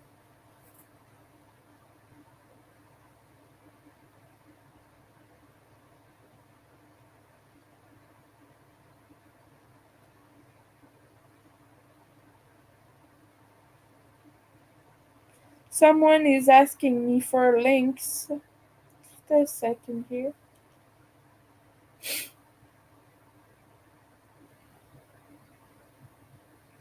Okay, let's see Pickle. I steal people's cat photos all the time. Um, but here he is, just having a nap with the little zombie dog I made for my friend. And this is when he was a small little kitty. He got adopted when he was a tiny, tiny baby. But look at that. How cute. But yeah, he stole that plushy dog. There is no way my friend is getting it back ever. That's what happens when you adopt a baby kitty. Look at how cute he was as a baby kitten. And just there showing you cat pictures. If my friend sees that, mm,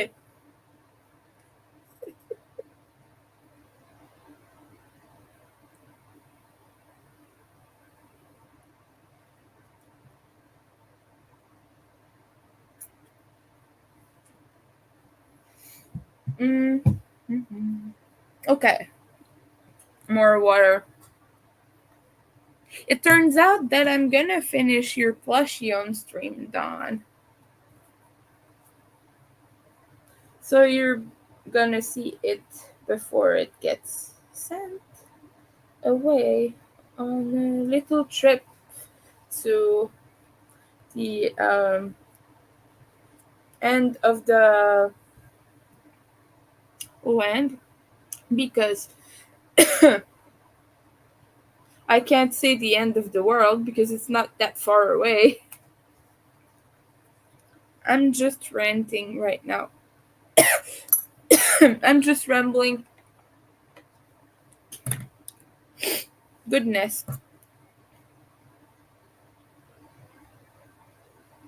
Okay. Hmm.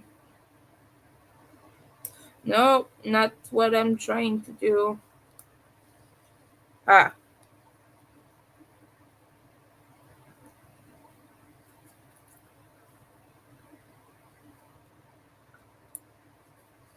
purple.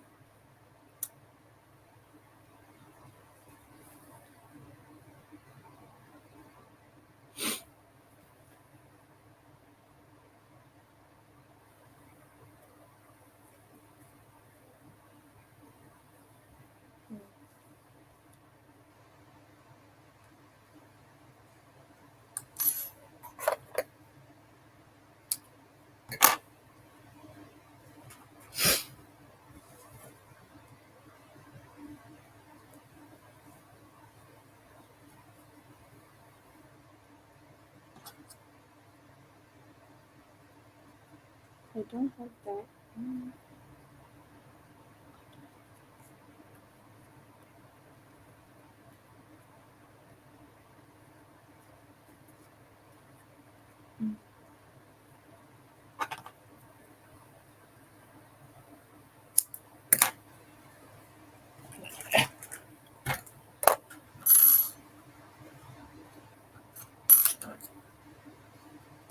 Now we have a tail. Now it's missing some arms. Just missing a little balance as well. By the way, did I put the right arms on those? Yes, okay. Sometimes I worry that I might do it backwards. Oh, sorry. I'm burping all over the place.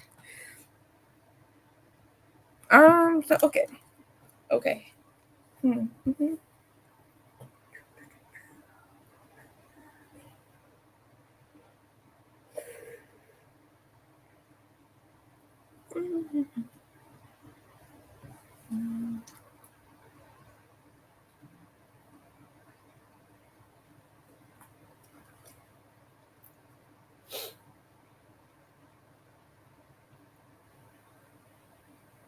Um, oh no.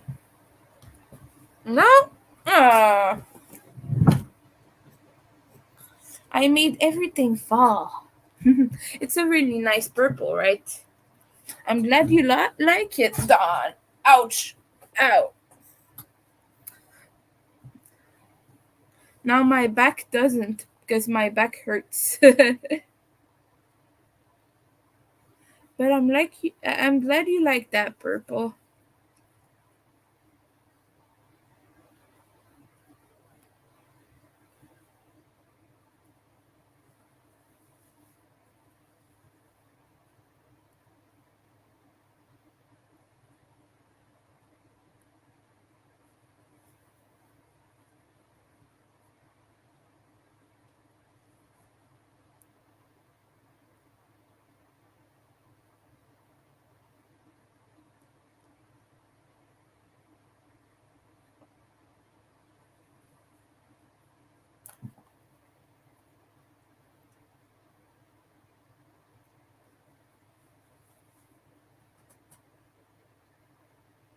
You do this when you eat your eggs and then you're not ready for your chicken and potatoes, so they're keeping warm in the oven. Oh, thank you. Oh, yeah, those long stitches here. They look really nice with the black tip to the tail. It's a nice addition from Tanya's pattern. She made it look really extra, I think.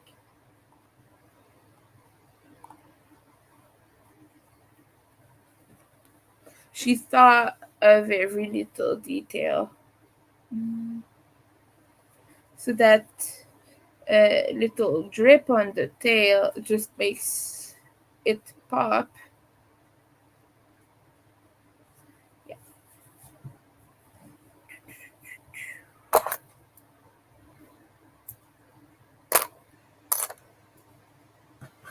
I've done it quite a bit because at one point I was making a baby suit, not a baby suit, a baby outfit with Beetlejuice colors and everything.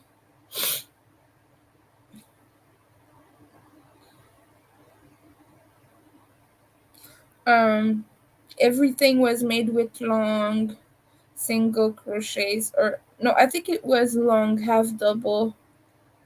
And anyway, it was long stitches like this, and it was all made with that. The shirt, at least, as you can see, the shirt and the little hat are made with that technique. But I want to show you the outfit. Look how cute that is, and it came with a little blanket as well. So my friend I made this for just wanted the whole Beetlejuice thingy. Just that's the cutest thing I've ever made. And it's a baby Beetlejuice outfit. And just to piss me off right now, it's glaring all over the place, but here it is. The little red booties are so cute. Your eyes are bigger than your stomach. Yes, me too. I have that same struggle. I struggle with that too, Dawn. You're not alone in that. You're not alone in that at all. Oh. I'm sorry about yawning so loud.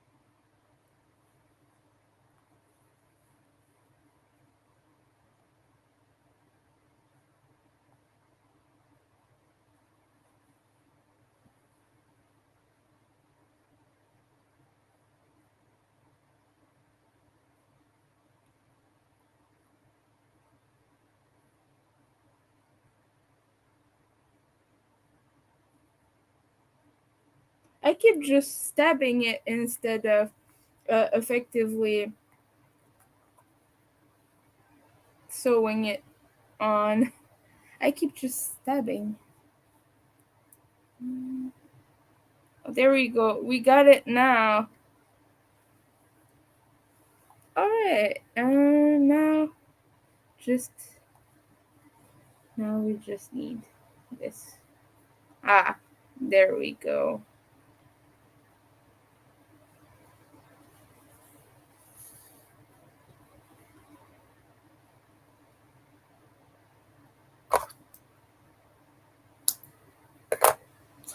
Oh, one thing left and I will be done with this. All that's left is the little fish on the belly. Little fish. Okay. Let's go. I'm excited. So happy about this. Okay.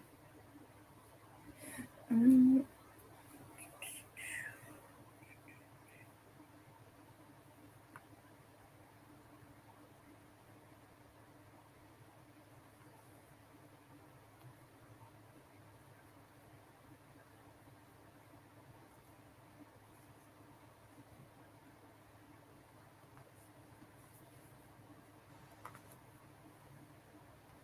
mhm.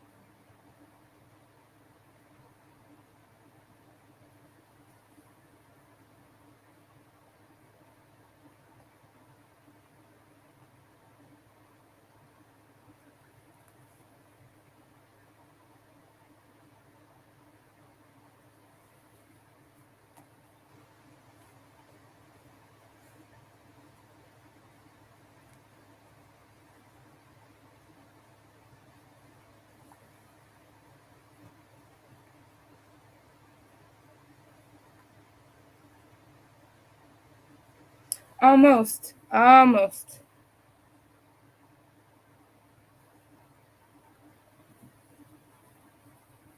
Almost.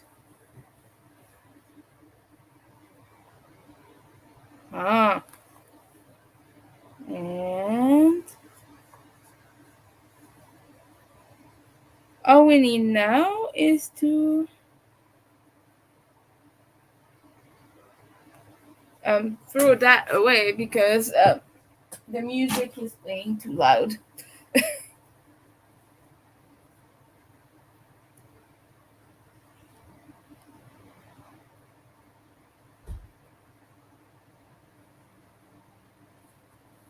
All I have left now is to tie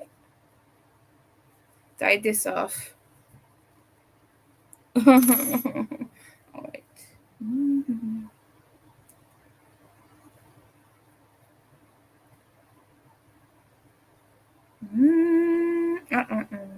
No. Okay.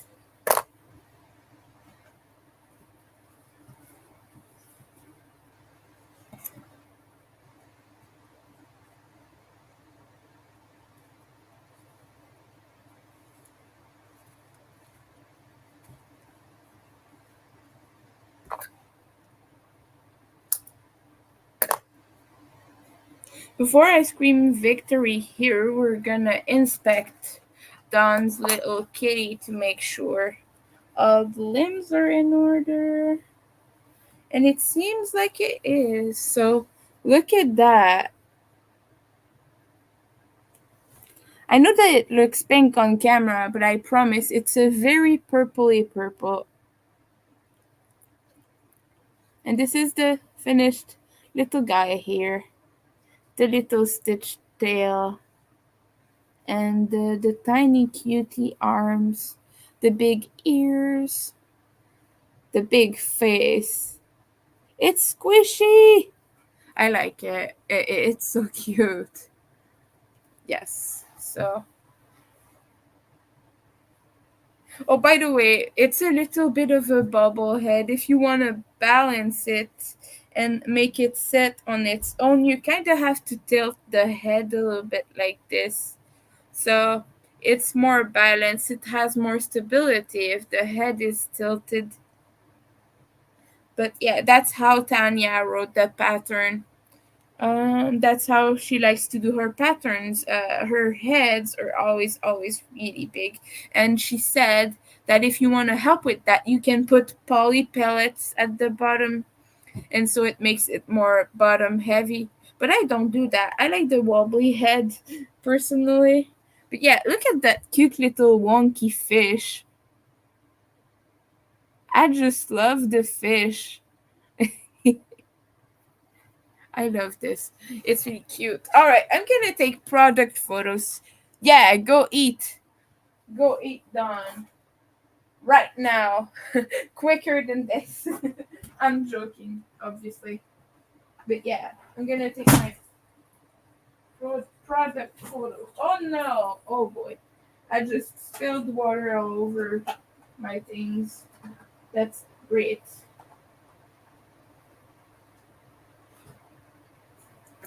Oh boy.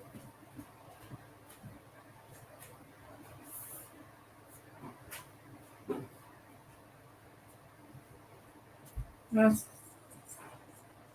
we're gonna dry it out with a towel. Oh boy. I just made my little squirt bottle fly off my cart here.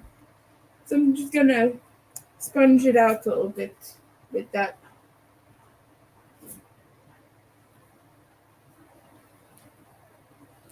Alright, product photos before I forget.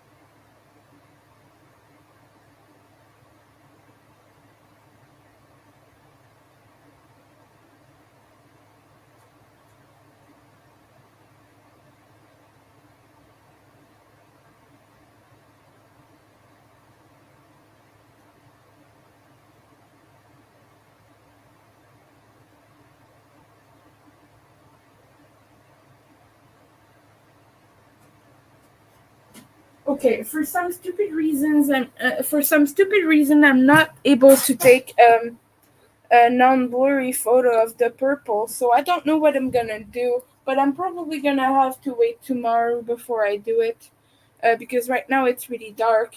But my phone camera isn't wanting to focus right now, so I'm getting mad at my phone. Uh, it's not wanting to take pictures right now. It worked with the blue. I don't know why it's not doing it with the purple, but right now I don't have product photos. I need it for my shop, so I'm not gonna do that.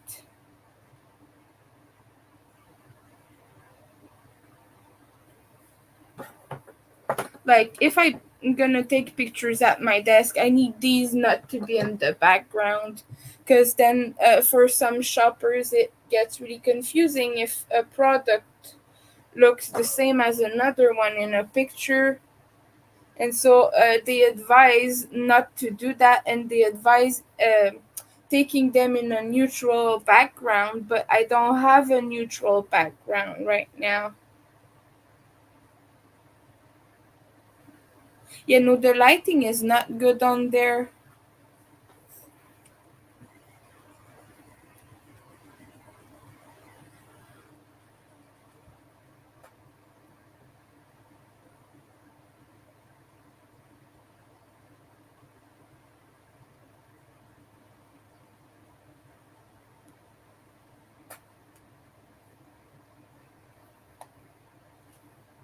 You're going to cherish it always.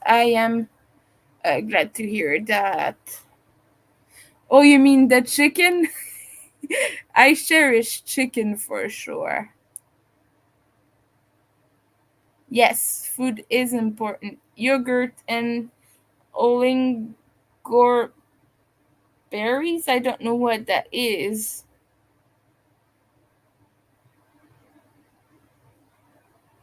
But yeah, right now I'm upset at my phone for not taking product photos.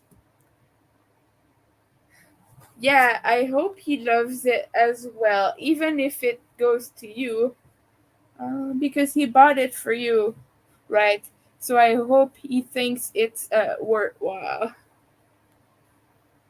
It's a shoulder kitty. It likes to sit on your shoulder. My kitten, Mr. Hyde, no, Dr. Jekyll. Yeah, Dr. Jekyll used to do that. He was a shoulder cat. He would just walk like when he was a kitten from a shoulder to the other on my chest, and he would take naps on my chest all the time. So I loved that little guy. He was so sweet. Alright.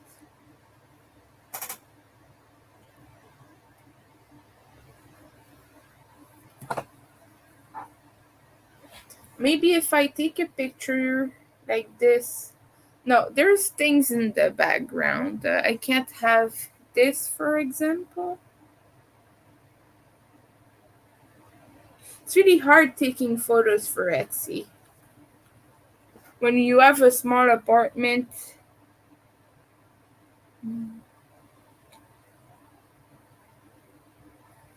I'll try doing it in the bathroom like I was earlier.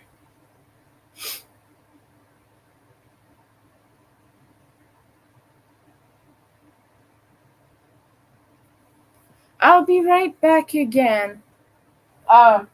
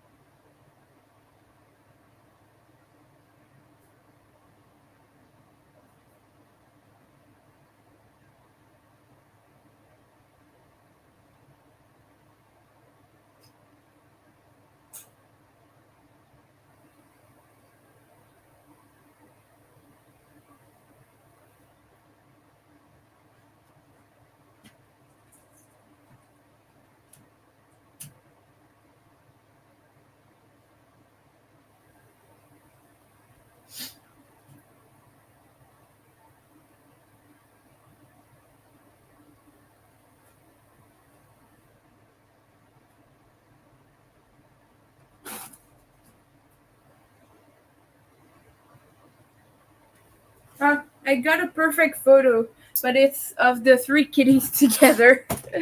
Alright, I'll show that. Just need to crop everything to size. This will be perfect for like Instagram, but like look at that. So the blue and the pink are for another order, and the purple one is for Dawn. But here is what the little evil kitties look like.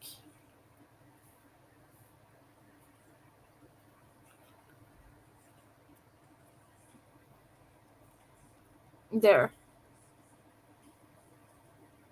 But yeah, I'm finished finally. Oh goodness. Happy. Now I just have two to put together for the shop stock, just to say I have them ready when I want to take more pictures and everything. So you don't take pictures like you're supposed to either. It's a struggle sometimes. Yeah. But yeah, I only have my little displays left to finish.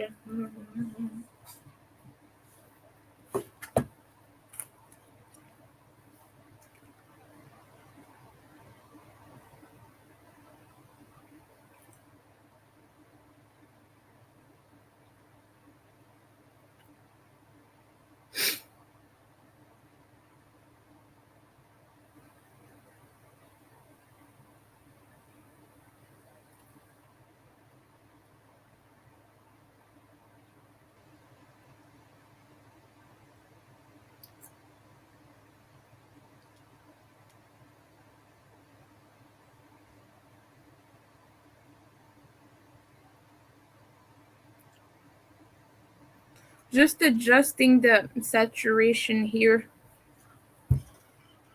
I managed to take a picture of the single kitty in my bathroom looking decent, so I'm trying to adjust that to look actually purple.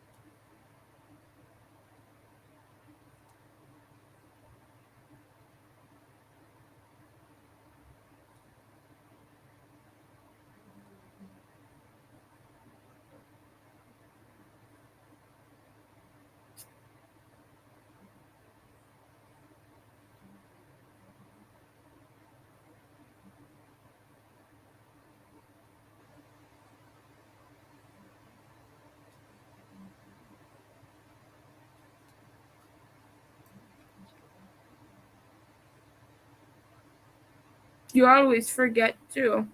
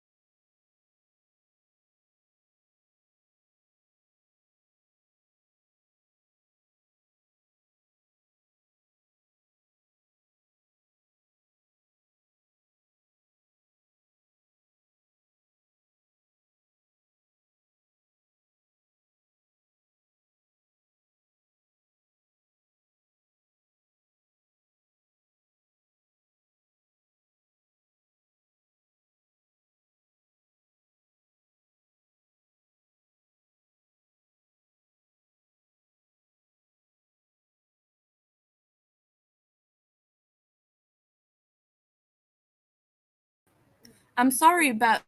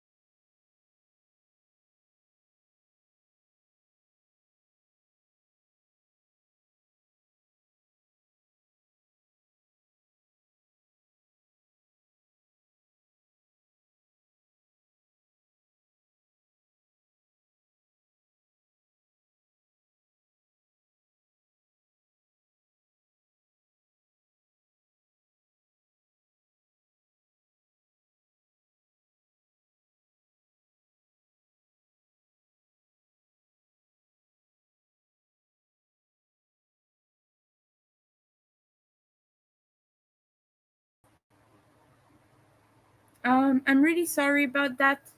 Hopefully now it's working, but my internet is going in and out of my on my computer because my roommate is live streaming at the same time as I am. No, he's not live streaming. He's video chatting with his friend, and it keeps like going in and out. And um, apparently, my internet cannot handle that. So I'm very sorry about that.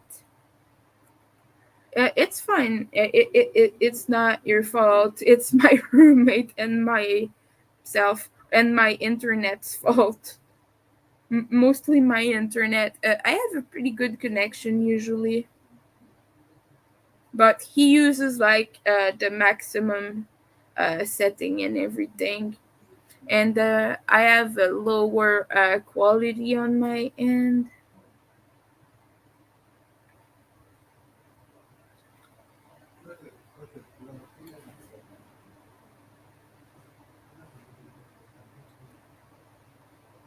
But yeah.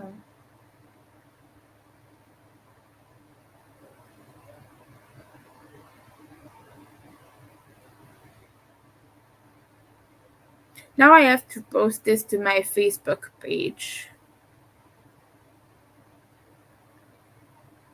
Because I always forget that I have a Facebook page.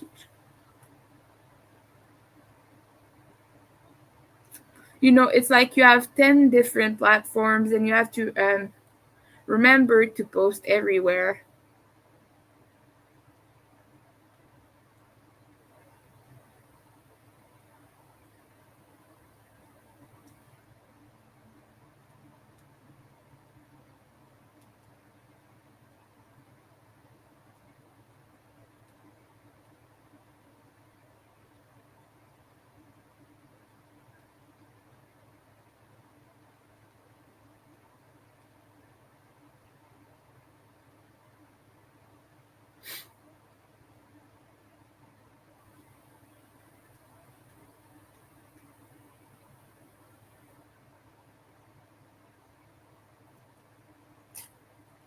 Yeah, I keep appearing, disappearing.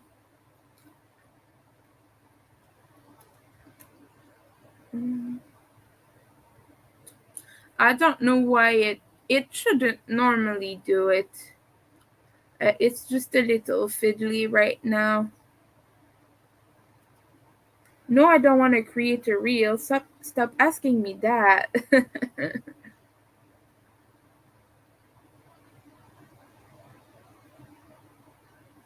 All right, now I posted to my Facebook page.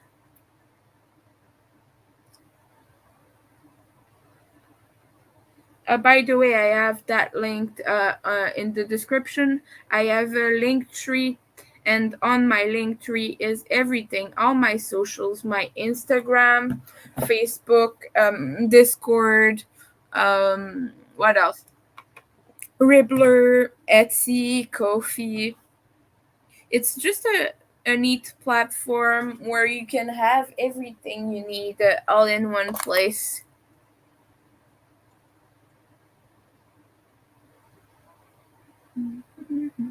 Oh, and it really shouldn't do that because I have high speed internet. Um, I have like the second one on the list. Like you have the lower internet that is meant for people who basically just use it to navigate, and then you have a second one which is more appropriate for streaming. Uh, I mean, like streaming shows and everything, Netflix and whatnot. And that's the one I have. It works okay for live streams, but and I guess that if you are more than one person on video or something, it might be a little laggy. It keeps telling me the DSN is off. I don't know if that's the problem, but that's what I'm guessing. Because my roommate is from France, and well, he's a Moroccan French immigrant in Montreal, and His family is still over there, so he often calls them on video chat, so that is why. Which is okay, of course. I'm not gonna ask him to stop that because it's important to keep contact with your family. But yeah,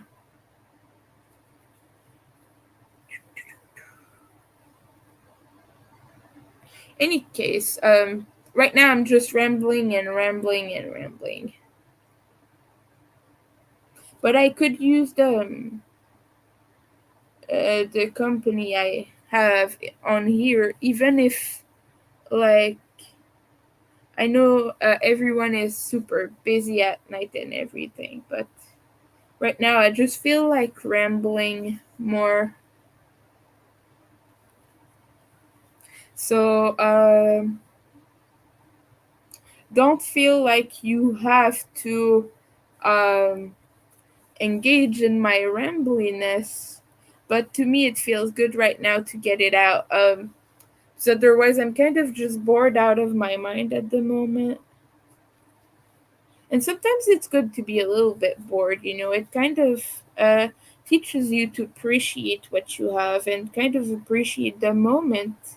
And it teaches you to stay in the moment. But right now, mentally, for me, is a time where I need to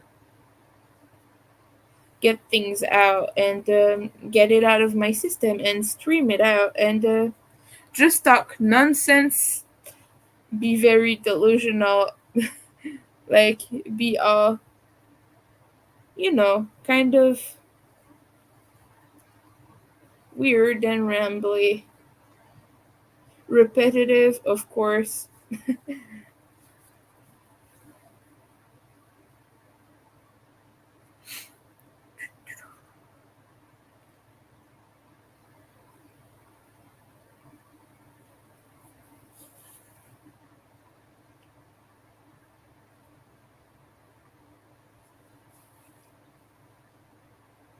And there we go. One more foot. Yes, yes, yes. Oh, and I have to make more kitties, which won't be zombie kitties. One I've already started. It's very much underway, but I just have to sew on limbs to it. I'll show you right now, just a second. It's for an order, a portrait of someone's pet. But that one is a thank you I did for that person for paying my plane ticket for Skinny Puppy. But right now, I just need to sew on the rest and make the whiskers. But look, cute. It's a cutie. It's gonna have a big floofy tail. Maybe not floofy. It depends. The actual cat doesn't have much fluff to it, but I want to make it a little bit like bigger than these ones because these are meant to be a caricature, basically. And so for a little more realistic but still cute plushy cat, I want to make it bigger a little bit, maybe like um 18 or 24 stitches, something like that. As you can see, even the body, I made it bigger because I wanted it to be cute. Sorry.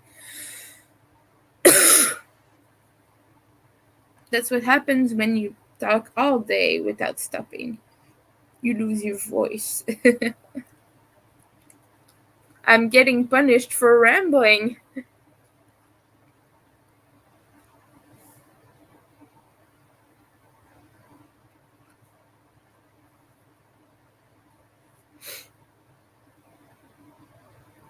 Okay.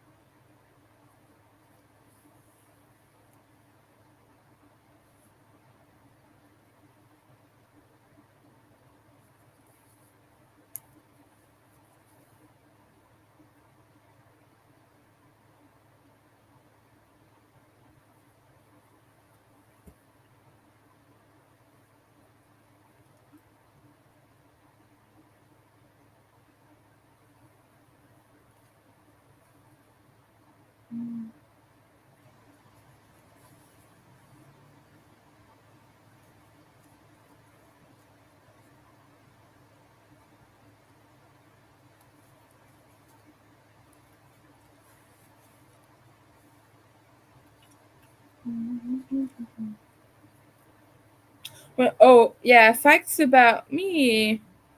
When I was a kid, I had a little keyboard. You know those big colorful toys keyboard that record and everything. I guess my parents thought that maybe I would become a musician. I don't know. But I loved that thing and I would record on it all the damn time and I would make up little silly songs. I never turned out to be a musician in real life. That's not my vocation at all. I don't have any talent on that, but I would go crazy just making up little melodies and just like mashing the keys. So it's interesting that now, as an adult, I like industrial music and I love electronic music, right? Didn't see that one coming.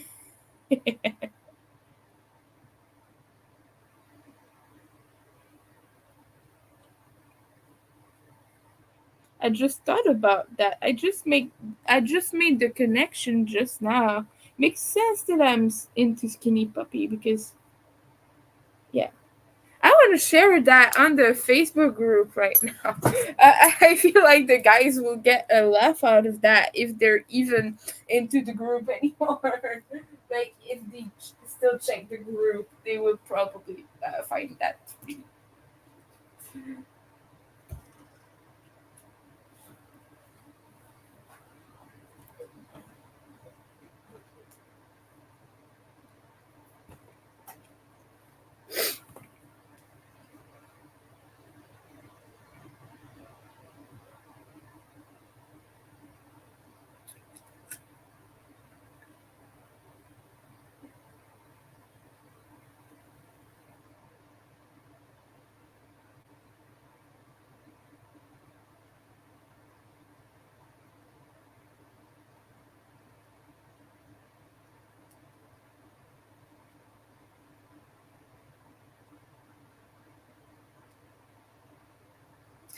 Someone posted, be different, be weird.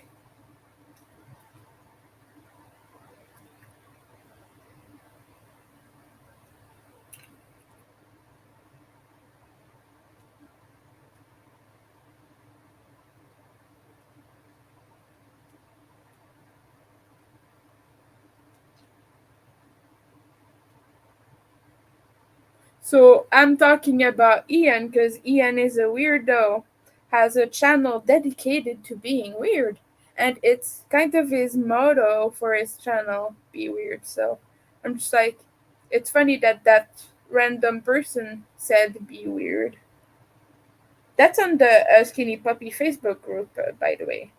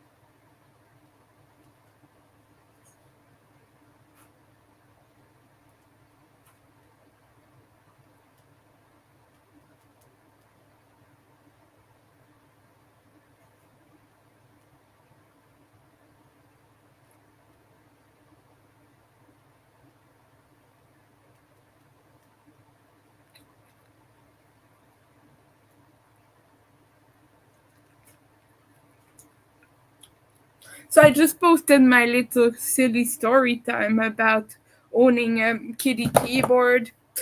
I'm kind of nervous to see what the people in the Facebook group will think.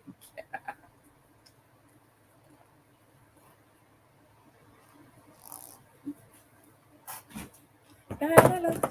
Okay. Anyway, I just had to be silly there for a moment. Sometimes I post such random things in that Facebook group. I sometimes I wonder why they keep me in there because I'm a little insane. Like I've been the most fan person. I keep like posting, and so sometimes I bet it's a little annoying even. But I've been really consistent. I'm like in the top 5 of the biggest contributor in that group. The Facebook thingies. I mean, you get points now on Facebook for some reason when you contribute to space. Not that I really care about that. It's just a silly number. But yeah, it kind of shows you who's more active in the group. Uh, and it's helpful to get rid of trolls. Hi, welcome in, Paula. How are you doing? What are you up to? Let us know if you're working on anything, doing anything. Right now, I'm just finishing up some zombie kitties, but we're rambling and talking about a bunch of really weird stuff.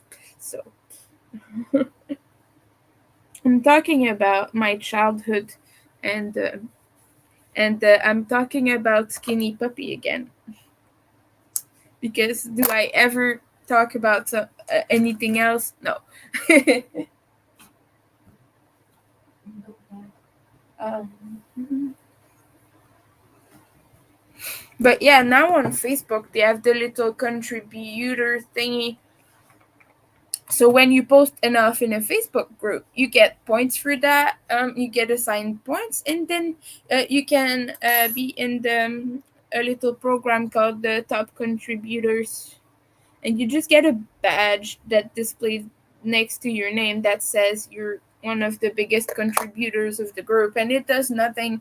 It doesn't really add any value to it. All it does is tell you that you have posted a lot in that space. That's all it really says. But I'm one of the top ones. Like I'm one of the people who has posted and commented the most in the whole. Not even just a top contributor, but like I'm the one of the top contributors. I'm not saying this to brag. I'm mainly saying this because I am obsessive, borderline obsessive about my contribution to that Facebook space. So I'm just saying it like to show. You had to dry your dog.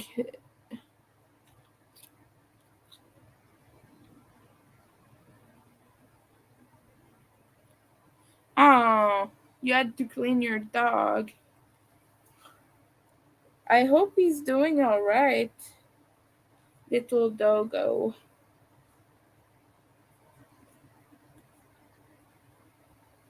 Sometimes pets get in situations, right?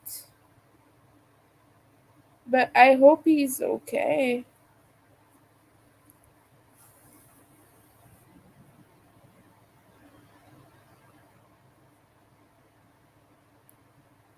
I would have to clean my cat, one of my cats, very frequently because he would love to get really messy. And of course, he hated the bathtub. And at some point, my senior cat, Belzebut, was very sick. So I gave him quite a few baths. And I had to clean between the toes and everything like that. Because he would love to walk directly in it. You know how animals are. If they're making a mess, they're gonna walk in it and spread it all over because that is their purpose as pets. I'm just joking, obviously. But I hope your doggo is fine. It was raining. Oh, it was. Oh, he got a walk in the mud. I bet he loved that. We had a silly dog who liked to stuff his face with mud and snow and everything like that. And he'd come back home and there would be mud everywhere, snow everywhere.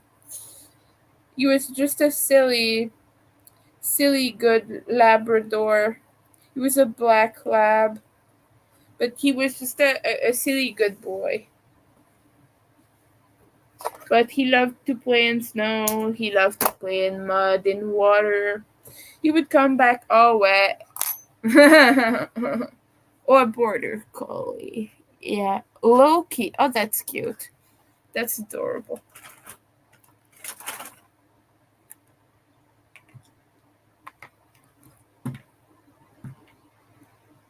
Oh yeah, but my black lab passed away a few years ago. He was old. He was getting like sick. I don't really know. He was my parents actually more kind of the family dog, and he stayed at my parents, and he got old, he got sick, and he just had some health issues that I don't know. My parents were basically told by the vet that at a certain age, dogs get like cognitive problems, and they start to like not control their limbs and everything, and they stop eating. And so that's what happened with him. They tried to keep him comfortable, but yeah, he was a really good boy. I miss that boy very much so, because we got him when he was a small puppy. We had a bunch of dogs, but that one we got when he was a puppy, and I got really attached to him because I taught him tricks, and I taught him everything basically. Was Yeah, I've always thought more of him as my dog, my good boy.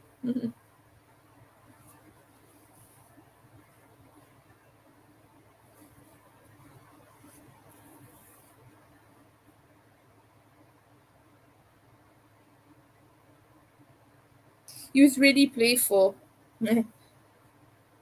We would fight like in a play fight kind of way and go crazy. So we just like try to eat my arm nicely, of course, not like with teeth marks or anything, but just like put my arm sideways in his mouth like that, and yeah, he was a silly boy. A silly good boy. I have a pond and he loves to go swimming in the summer. Yeah, they all do that, right? Your stepdaughter gave Loki to us because he need room so he can run around. Yeah, running around for dogs is really important, and some of them need a lot of space. So I'm glad for that. Then that's nice that he has that now. He loves to watch TV. That's awesome. Mm.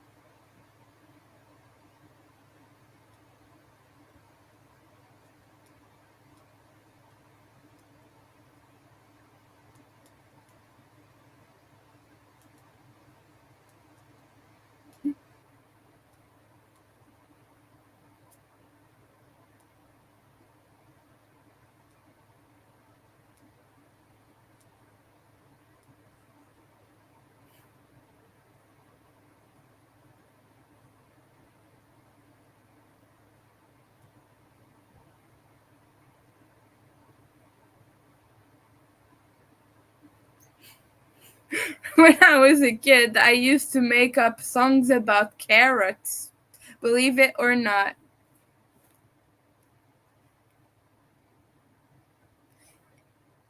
Your step granddaughter named him. He was her dog. But Loki is a cool name.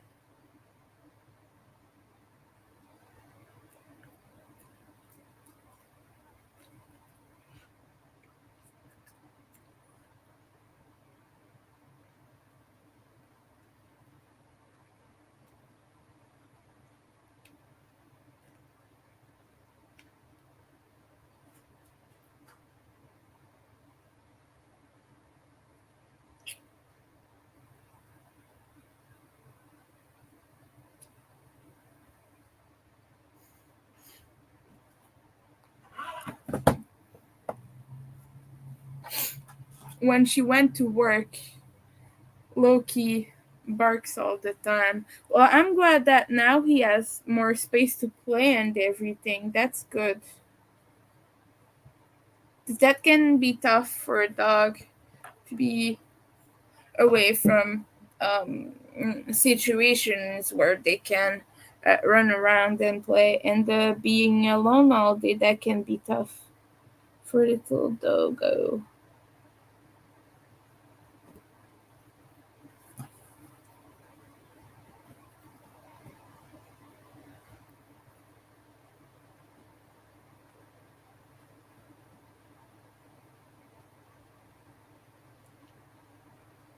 When I was a kid, at some point, we had the Grand Pyrenees, Pyrenees or Pyrenees. I don't know how that's pronounced, but these are the big white mountain dogs that are like as big as the world, basically.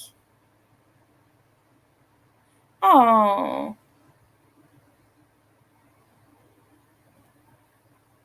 but yeah, we had one of those big dogs, and she was really anxious because she was a rescue from a neglectful, abusive owner, and her human was not treating her well at all, and she was so anxious, and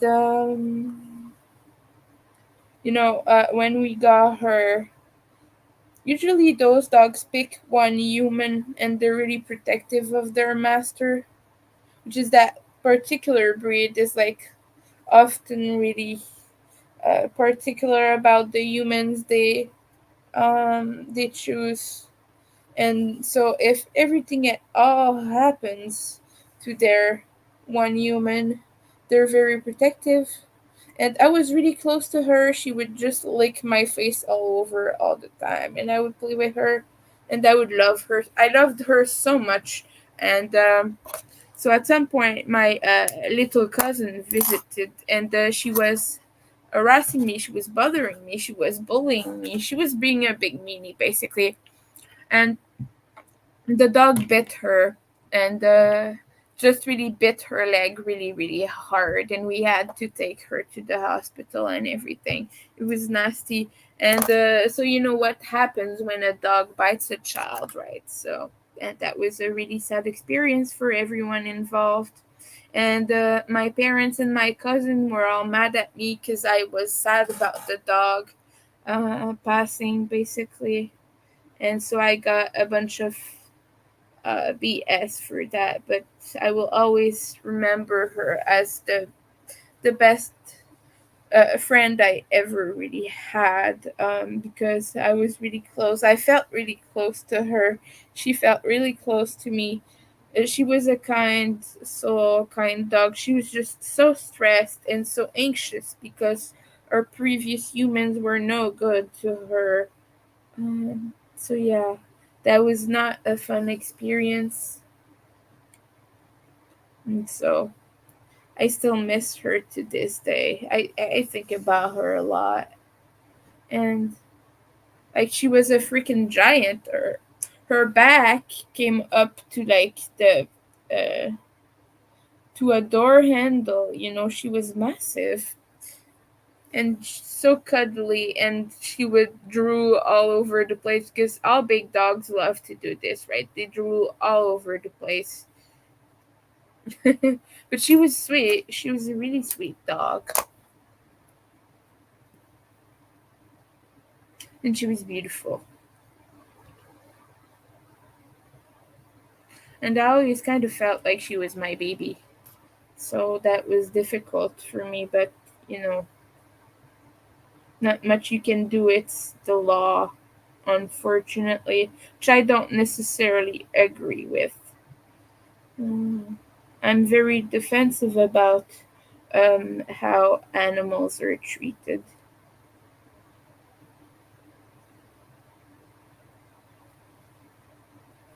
And she was an anxious dog, and like maybe my parents weren't really ready to handle an anxious dog. They weren't really trained, and they didn't really know what it implies, what it entails. But when you have an anxious dog, you kind of have to be careful who comes close to that dog. You know, you can't really just expect to bring all humans and for them to tolerate that because they're really scared of most people, and that's hard for a dog that has known violence, especially because they never know who's safe. So, of course, they will lash out pretty badly sometimes, and so people might get hurt in that, you know, which is really unfortunate. But yeah, she was a good dog. I've always wanted to rescue animals, and right now I'm not really in the in the right situation to do that. But I've had kitties. I've had cats in the past, which I tried to take good care of as much as I could. But yeah, kitties, doggos, everything. Mhm. But yeah, now I know what it entails. I was just a kid when we had her, so there isn't really much I could do at that time. But I wish I could have done more for her. Maybe get her to a place where she wasn't so anxious all the time, and train her to be okay around humans again. That takes so much time and effort when you have an anxious dog like that. It can take months, years, but you just know that they're really grateful about what you do to them, for them, for your help, and for keeping them safe. Because these animals become so loving and so close to you. You just know in the way they look at you that they're grateful to have a more safer, nicer space to live in, to be in. You know, yeah.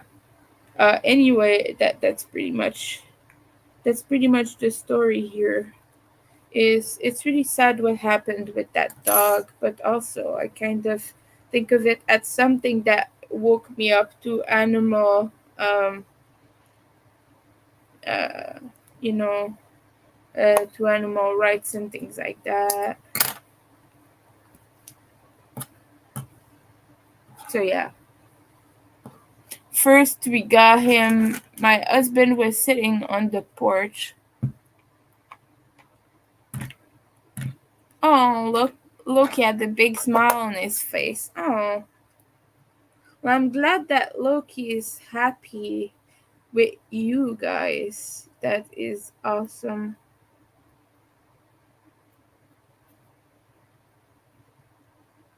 I couldn't, personally, that's just me. I couldn't imagine giving away an animal because it makes too much noise, you know. My kitties were big meowers. They were loud and they were messy, but I couldn't never have done that. I loved them so freaking much. And when I found them a new family, it was because I was too disabled to care for them anymore. And it was not good for them. I was too stressed. I was too anxious, and they were too anxious. Like it was not good for them. The environment I was in, I couldn't have a suitable place to take care of them because my landlord was harassing me, and there was just like too many dangerous things happening in the building and around me, and I had problems with my dad as well. And it's a long, complicated story. I'm not gonna go into it again too much because I've already told it on stream before.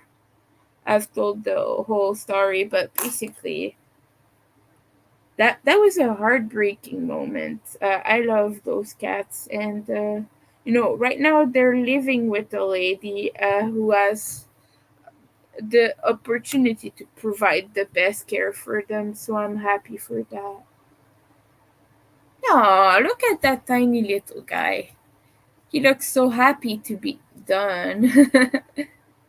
I love that kitty. It's blue. So cute. All right, this one is finished. I have one left. Just one.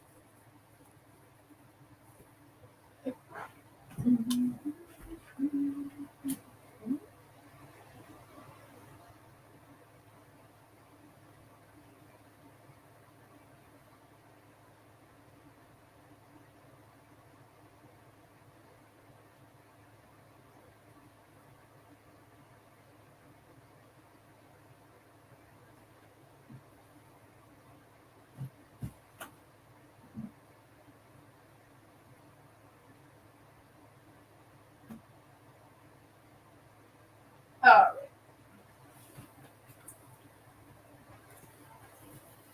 right. We have just this one cat left. Oh. Oh, my back. My back hurts. Oh. But, all right. I'm yawning so loud.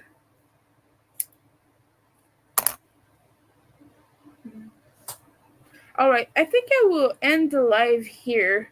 I would like to thank everyone for coming and chatting with me and keeping me company. I'm starting to get a little bit tired, and I've exhausted the last of my resources emotionally. And so, thank you everyone for coming, and I hope you all have a good evening or day or whatever time it is where you are. And bye, everyone. Thank you for the good chat.